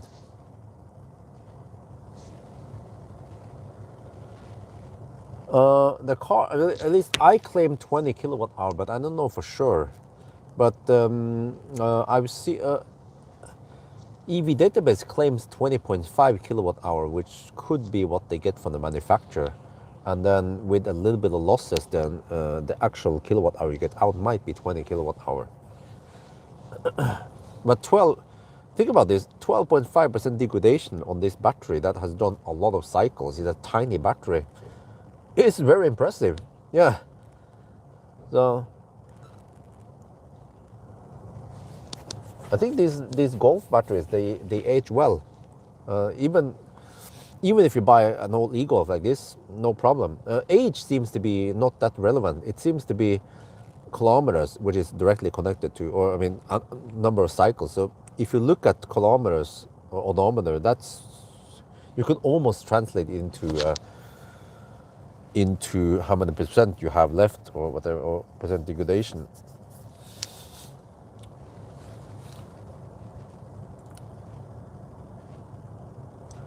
Region into account. Region is not. What region? Oh yeah. Okay, I know what you mean. No, but yes, region is taken in account. Every time we do these tests, whatever consumption we see is already, they count region in that.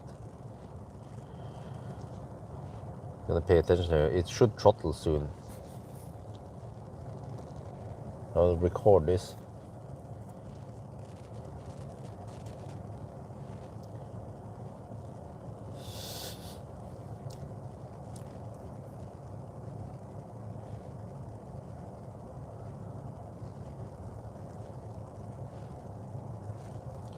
"20 minutes of charging." Wow, 44 kilowatt. Wow. This is also impressive that the battery is that old, but you can still receive full speed. This is not the case for some other cars, like Soul starts charging slower eventually. I wonder if with other cars also.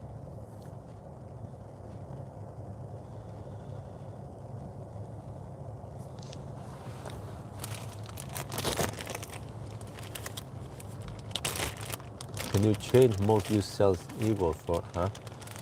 Well, I'm not sure, because I wonder if they actually each cell should age evenly. So changing a few cells should not help. But in the case of that of Frankenstein, then it's just bad design. Just like Soul also, some modules go bad, right? There's uneven degradation.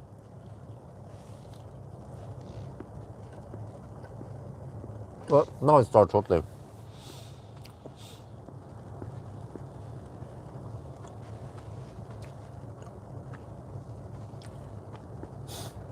Oh.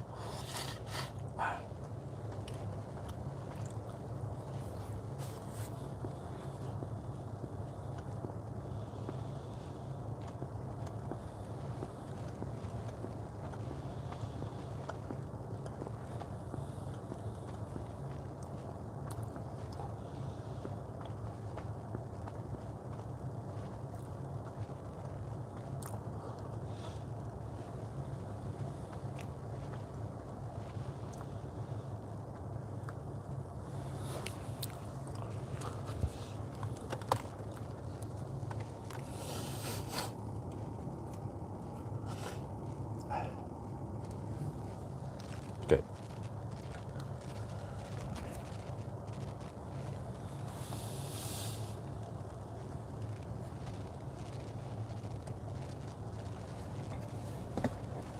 Oh, what's a donation there?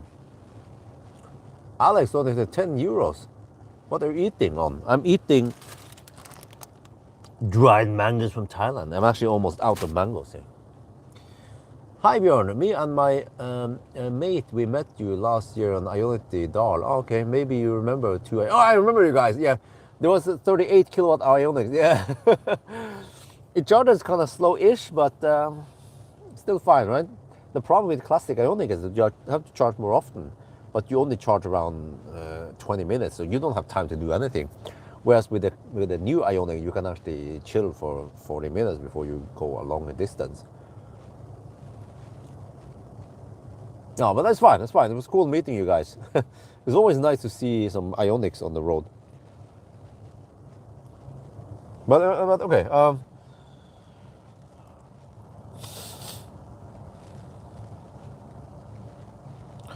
We are supposedly at, I'm not sure, 80%. What? 80% already? How long have you been charging here? What? 24 minutes. Okay. All right. All right. I'm gonna show this in the video. So I'll shoot the video first. Put the camera somewhere here. I think that works. Wait, let me put some. I could put the mango there maybe, or something. Actually, my wallet usually fits better. There.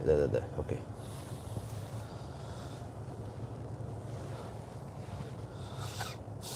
Then I have to record here. Check that we have sound. Okay, we have sound. Do we have light? Oh, we have light there. Wow, nice. Wait. No, this is better. Okay, whatever.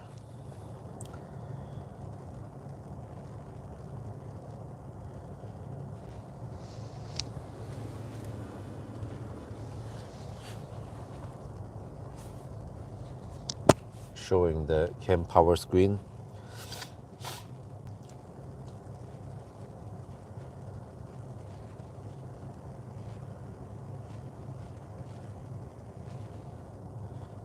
And for you guys who've never seen this before, if you scan the QR code on a ChemPower charger, you can see this charging screen on your phone. So yeah, we started at 2%, and now it says vehicle limits. We're at 85% already. And if you click here, you see all the details here. This is what is so awesome about the e-Golf battery, is that the car has done 138,000 kilometers, and it can still charge fast all the way until 76%. Yeah, at 77 it starts throttling. That is impressive after around 20 minutes of charging. Yeah. Okay, now it throttles, but also ChemPower is highly advanced. It claims that, or you can estimate that it will finish charging in 7 minutes. This is based on tons of other cars. Huh? That means that we can charge to 100% in around half an hour on the on an 11-year-old e-Golf that has done 138,000 kilometers. Wow. Okay, but let's talk about the summary of the 0 mile test. No, wait, I almost forgot. When it comes to the degradation, yeah, I figured out that this time when we measured the degradation, we got 7.3 kilowatt hour. Previous run was 16.7 kilowatt hour. We got less kilowatt hour last time. I'm not sure why. It could be because we had more losses. But 17.3 kilowatt hour is very good for similar cars in, well, not age. Age doesn't matter too much, but when it comes to how many kilometers it has driven, it directly or more or less directly translates into number of cycles on the battery. Then you should get around 17 kilowatt hour. So I calculated that we have 13.5% degradation, which is actually good for a small battery. This is pretty good. But okay, when it comes to the 0 mile test, so how did it do it? Well, it was the power limit was dropping evenly. That's good. There were several warnings. That's good. Minus is that the heater shut down towards the end. But when you start charging, there seems to be a little bit of semi-brick state, but I think that happens with many cars. For example, the Mercedes EQ, I don't remember, EQS or something. I tried one of those cars. I think it was EQS. You could charge for 5 minutes and then you can drive 500 meters, right? But here you charge for 5 minutes and then it just allows you to maneuver only. But I wouldn't say this is bricked. You can still charge, let's say, half an hour and then drive. So we didn't have to empty the EcoFlow battery. And then the power gain was also linear. So it actually ticks most of the right boxes here. This is what I'm looking for. So overall, the e-Golf is doing really well. Yeah. Now we tested everything here, the capacity and degradation and even going to zero. And I would recommend that if you have one of these e-Golfs, get the OBD adapter, and if you're a nerd, of course, and then get car scanner, and then you can see more details, because looking at this analog gauge here is not high enough resolution to understand what the heck is going on. And if you want to go deep, of course, yeah, which I feel like you kind of need to do with these old cars. But also with TCS, no problem, you can charge almost anywhere in Europe. So anyway, I think that's going to be for now. Hope you guys enjoyed this video. As always, thank you for watching and talk to you later. All right, let me see. Stop that.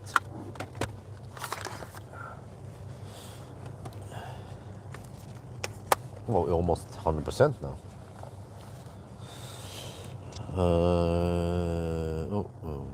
Oops. Okay.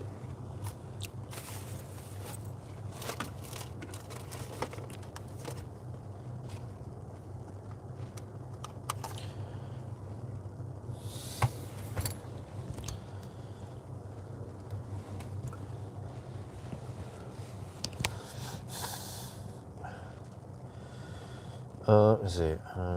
Take this and wait. Those videos.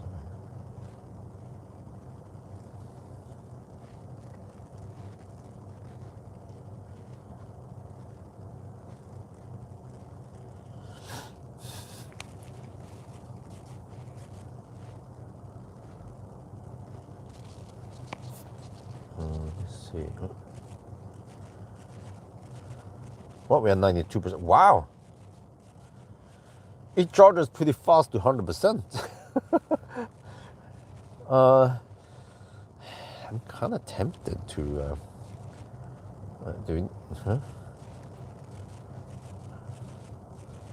test again.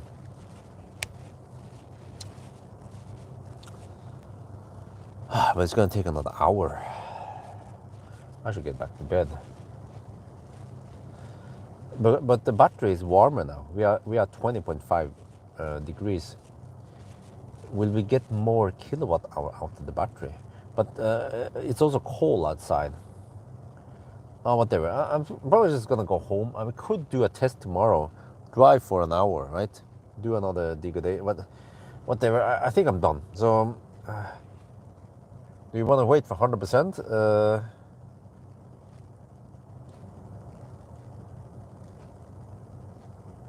How long is it gonna take? Power estimates 5 more minutes to reach 100%. Okay, so what are we charging at right now? We're taking 13 kilowatt at 93% on a small battery. It's charging at 0.5 C at 93%. How much cobalt did they put in here?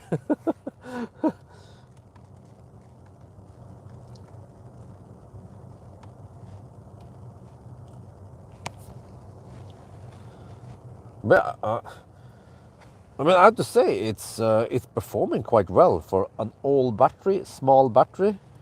The first generation on e-Golf, and even after 11 years and lots of cycles and 130,000 kilometers, it still performs really well. There's of course slight degradation, but yeah.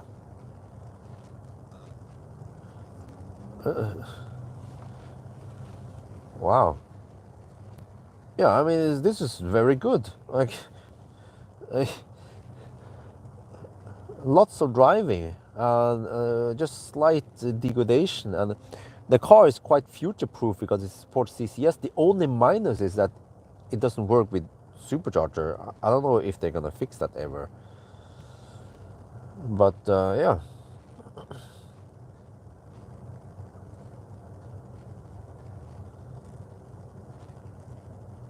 I wonder, I just want to see. It's 20.5 degrees now. I'm gonna hammer back home and I just plug it in, but I wonder how much it cools down overnight. Huh. Well, are we gonna go for 100% now? If it takes a couple of more minutes, then why not? I can take a screenshot of the charging curve for people who are curious about it. 4 minutes supposedly. Power, they're sitting on lots of data, so they can quite accurately estimate how long it will take. Wait, does it go faster if I stop the heater? Is it 21 amps? 28 amps. Wait, 19 amps. Oh, okay. So as long as you are check here. There's a slight delay, but 7 kilowatt now. Auto. I think I tested this before. 7.8 kilowatt. There's a slight delay. Yeah. 8 more. Yeah. It pulls extra power for heater. Brilliant engineering. Because well, Soul does it too, but freaking Leaf, man, Leaf doesn't do it. Like, I don't know, man. It's even if it's in the throttle state, even if it's rapid gating, and you want to keep the heater in the cabin, no, it charges slower because it pulls 20 kilowatt, and then the heater pulls 2 kilowatt from that. So, no, V4 I tried it. V3, V4, V2, it doesn't work on any supercharger, unfortunately. Well, now it goes kind of slow-ish. 95%.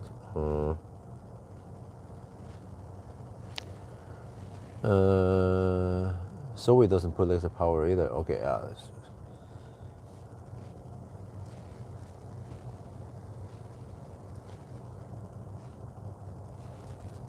In 4 minutes. It seems like it charges slower than what Power projected. So Power might be basing on not so degraded e-Golfs. I think this e-Golf has done more than average. Well, actually, It's only around 12,000 kilometers per year, 13,000 per year. That's not too much.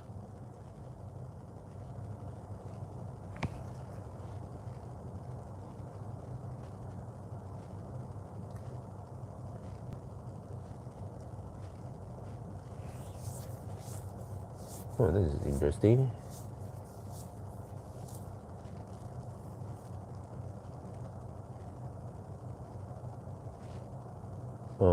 The percent doesn't go up much. I kind of want to test it.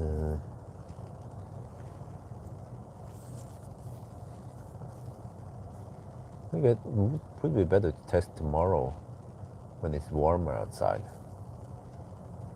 But the problem is that today I went deep. I went to 0% or 0 kilometers. Not sure if I dare to do that tomorrow in a safe place. I have to bring the EcoFlow battery with me, but yeah.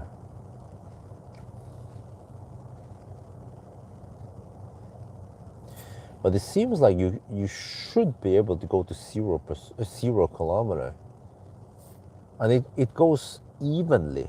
It doesn't just drop to 0 towards the end. And it actually stretches it out because eventually heater turns off, and then you can even get more before you run out of juice. So which is works as intended. Yeah. So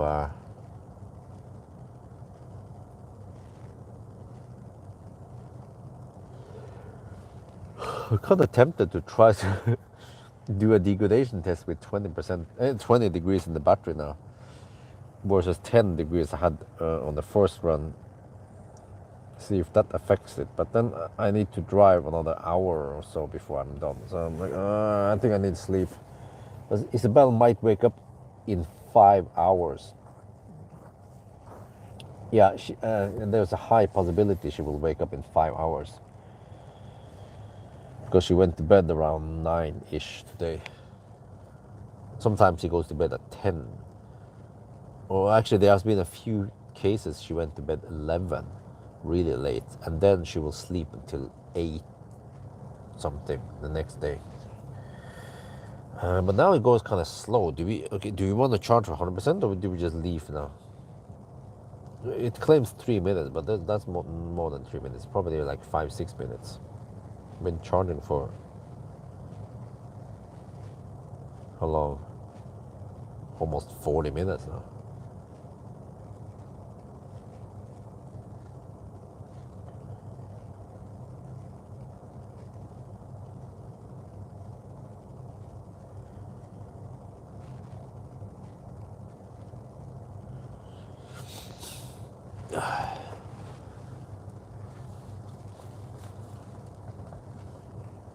Yeah.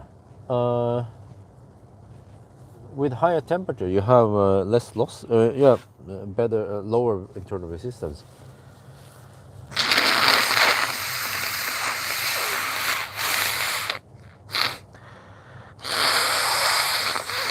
Oh, sorry guys, I forgot to mute. This is what I have to deal with now. But I wonder, it would be better to maybe test it with 30 degrees in the battery. Now we're at 94% now. It should flip over soon. Man, this is what happened with my nail. Sorry, it's the middle finger, but I don't know if you can see it. Try to focus. I think it cannot focus too close. It tries to focus on the center of the camera. Let's see. There it focuses. Okay, now I can zoom in. Whoa! Oh, do you see it? Shit! This is why I always wear. Wait, can I pan also? No, but this one here.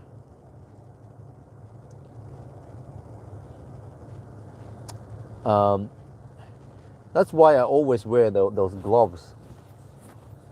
And the one time I don't wear the gloves, then the nail cracks. And the problem with this is that it is sharp, and I might rub into stuff. So I need to go home and I cut around it and then smoothen it out. Yeah, little accident there, but it's oh shit. Well, okay, okay. When this stuff happens, just flip mode. There, okay. Oh, okay, that zooms out.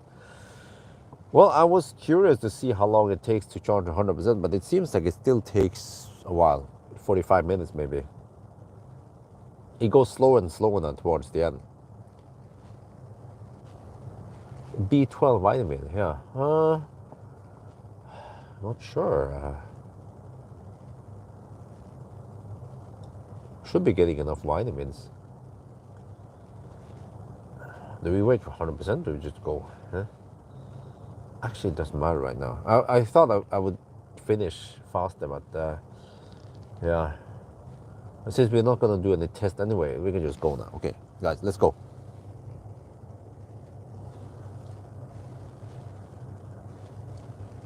Wait, switch. Actually, yeah. I think I'm just going to end the live stream here. All I need to do is go home and then go straight to bed. Try to get some sleep before Isabel wakes up. But guys, in that case, no. Okay, whatever. Let's unplug and hammer it.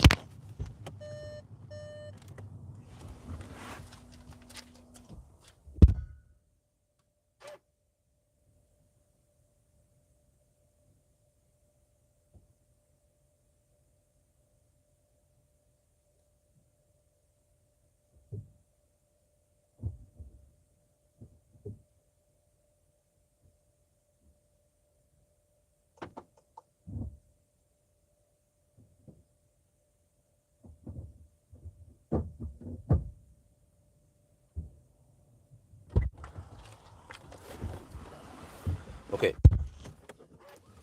Now let's see. How much is possible to spend on the way home? Because now I'm gonna hammer it. And this is what I noticed with the e-golf is that it is awesome. It is Deutsche Auto.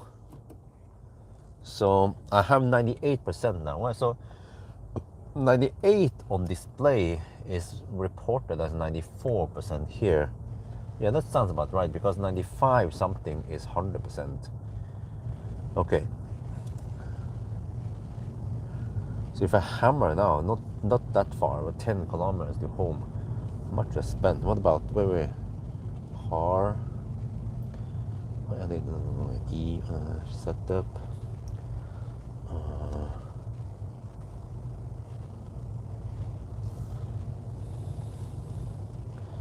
Reset since start, yes. Okay, there, since start, okay. What about since long term, okay.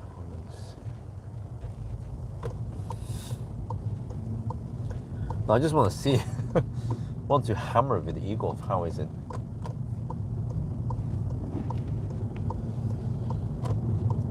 .5 degrees Celsius. Yeah, I noticed this before, is that the temperature doesn't rise that much. It went fairly quick to 20 degrees Celsius when we had 40 kilowatt, but then towards the end, from 80 to 98%, the battery temperature almost didn't rise.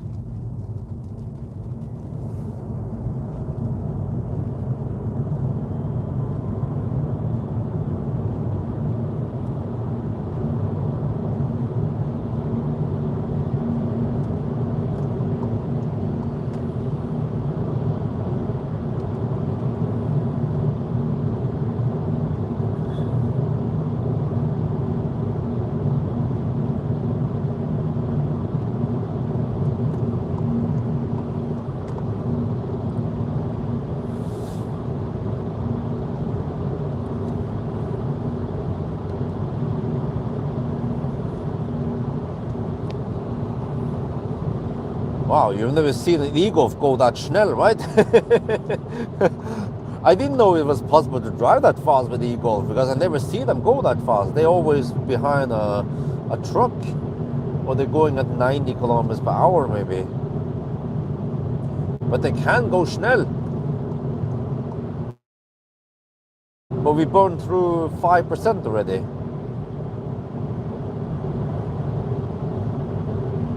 Wait, I think we're down to around 93% now.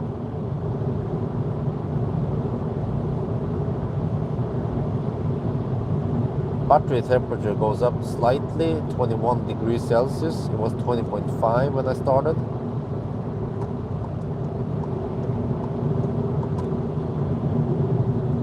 But yeah, if you drive like this, you will empty out the battery in no time. Even if the battery will be branched back in new, it still goes quite fast.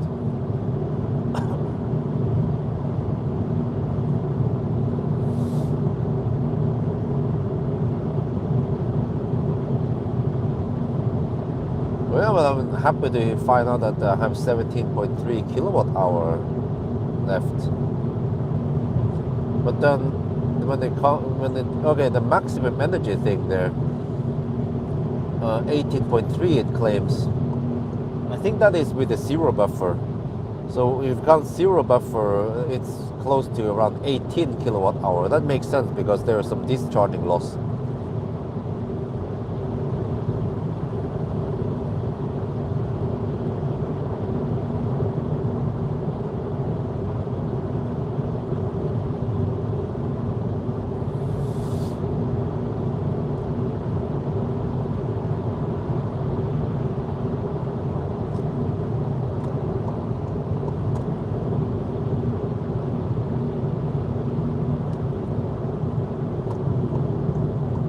%, 84.4. Let me see if I regen anything now. No.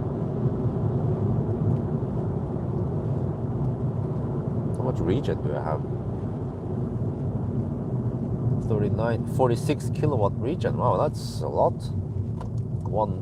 2C regen. Okay. There's some serious numbers for this little battery.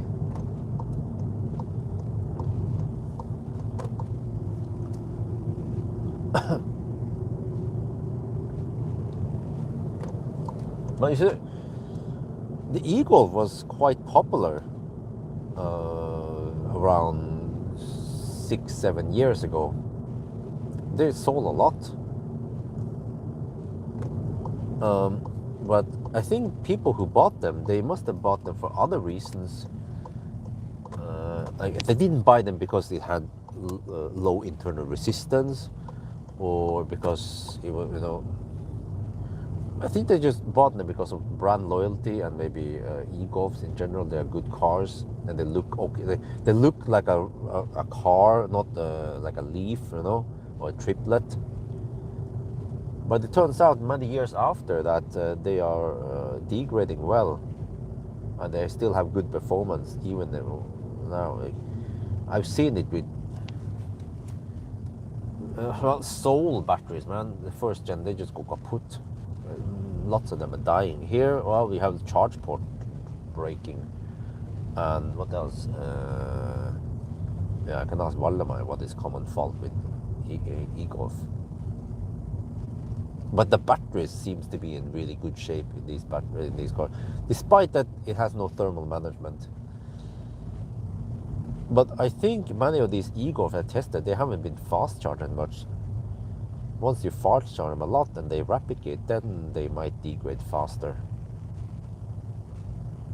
Or maybe they don't, because they protect them from going too hot.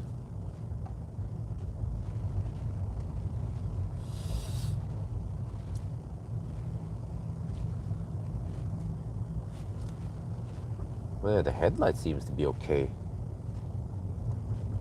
Huh?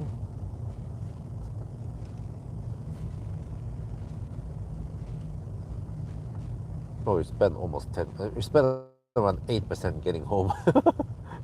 Okay.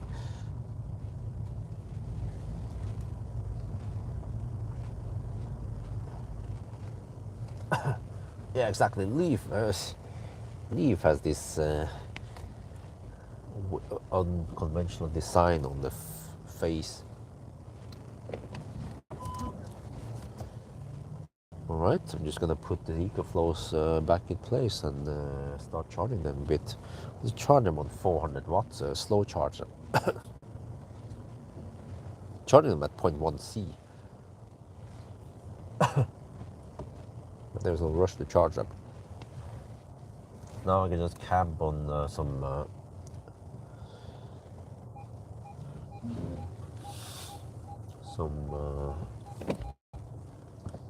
grid wards. Don't have to hurry. I have 77 kilometers of range. I'm not going anywhere tomorrow. Well, actually, I have to go to the airport, but that's not far away.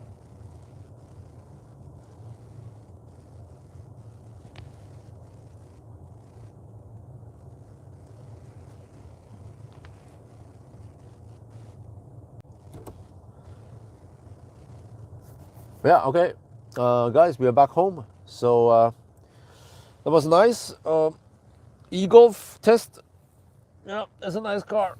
Absolutely. Huh.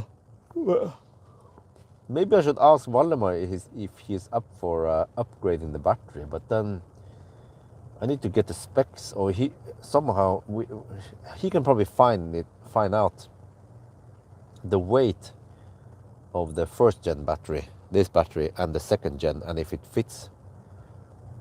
And I can ask Biltilsynet or Vegvesenet beforehand, if we upgrade the battery, do we need to get a reapproval, or does it go within the weight limits, especially if the battery is exactly the same weight, then no problem. But I wonder if let's say if the new battery weighs only 50 kilograms more, shouldn't be any problem, right? Because I think Valdemar mentioned that he has the bigger battery there, but he's not gonna just put it in here, right, and do it for free. Well, I don't know, maybe if he's up for it, okay, fine. I just don't have any money to spend on this, so it's more like if he wants to do this for fun, for educational purposes and so on, for video and exposure, then that could be pretty fun to try. Maybe eventually he might get some request. He can do these upgrades on classic e-Golfs. Would be awesome to test out, see if I can get one of these upgraded batteries and how they perform. I can ask him about this. 2 at night. Yeah. Maybe he will reply 2 at night. Probably not, but okay. Now I'll ask him tomorrow. He might, if he hasn't turned off the sound, then it might bling at him at night.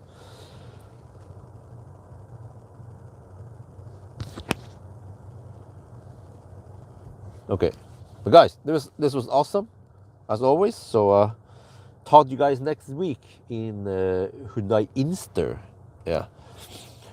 So bye bye, and have a nice weekend still. And I will start packing everything here.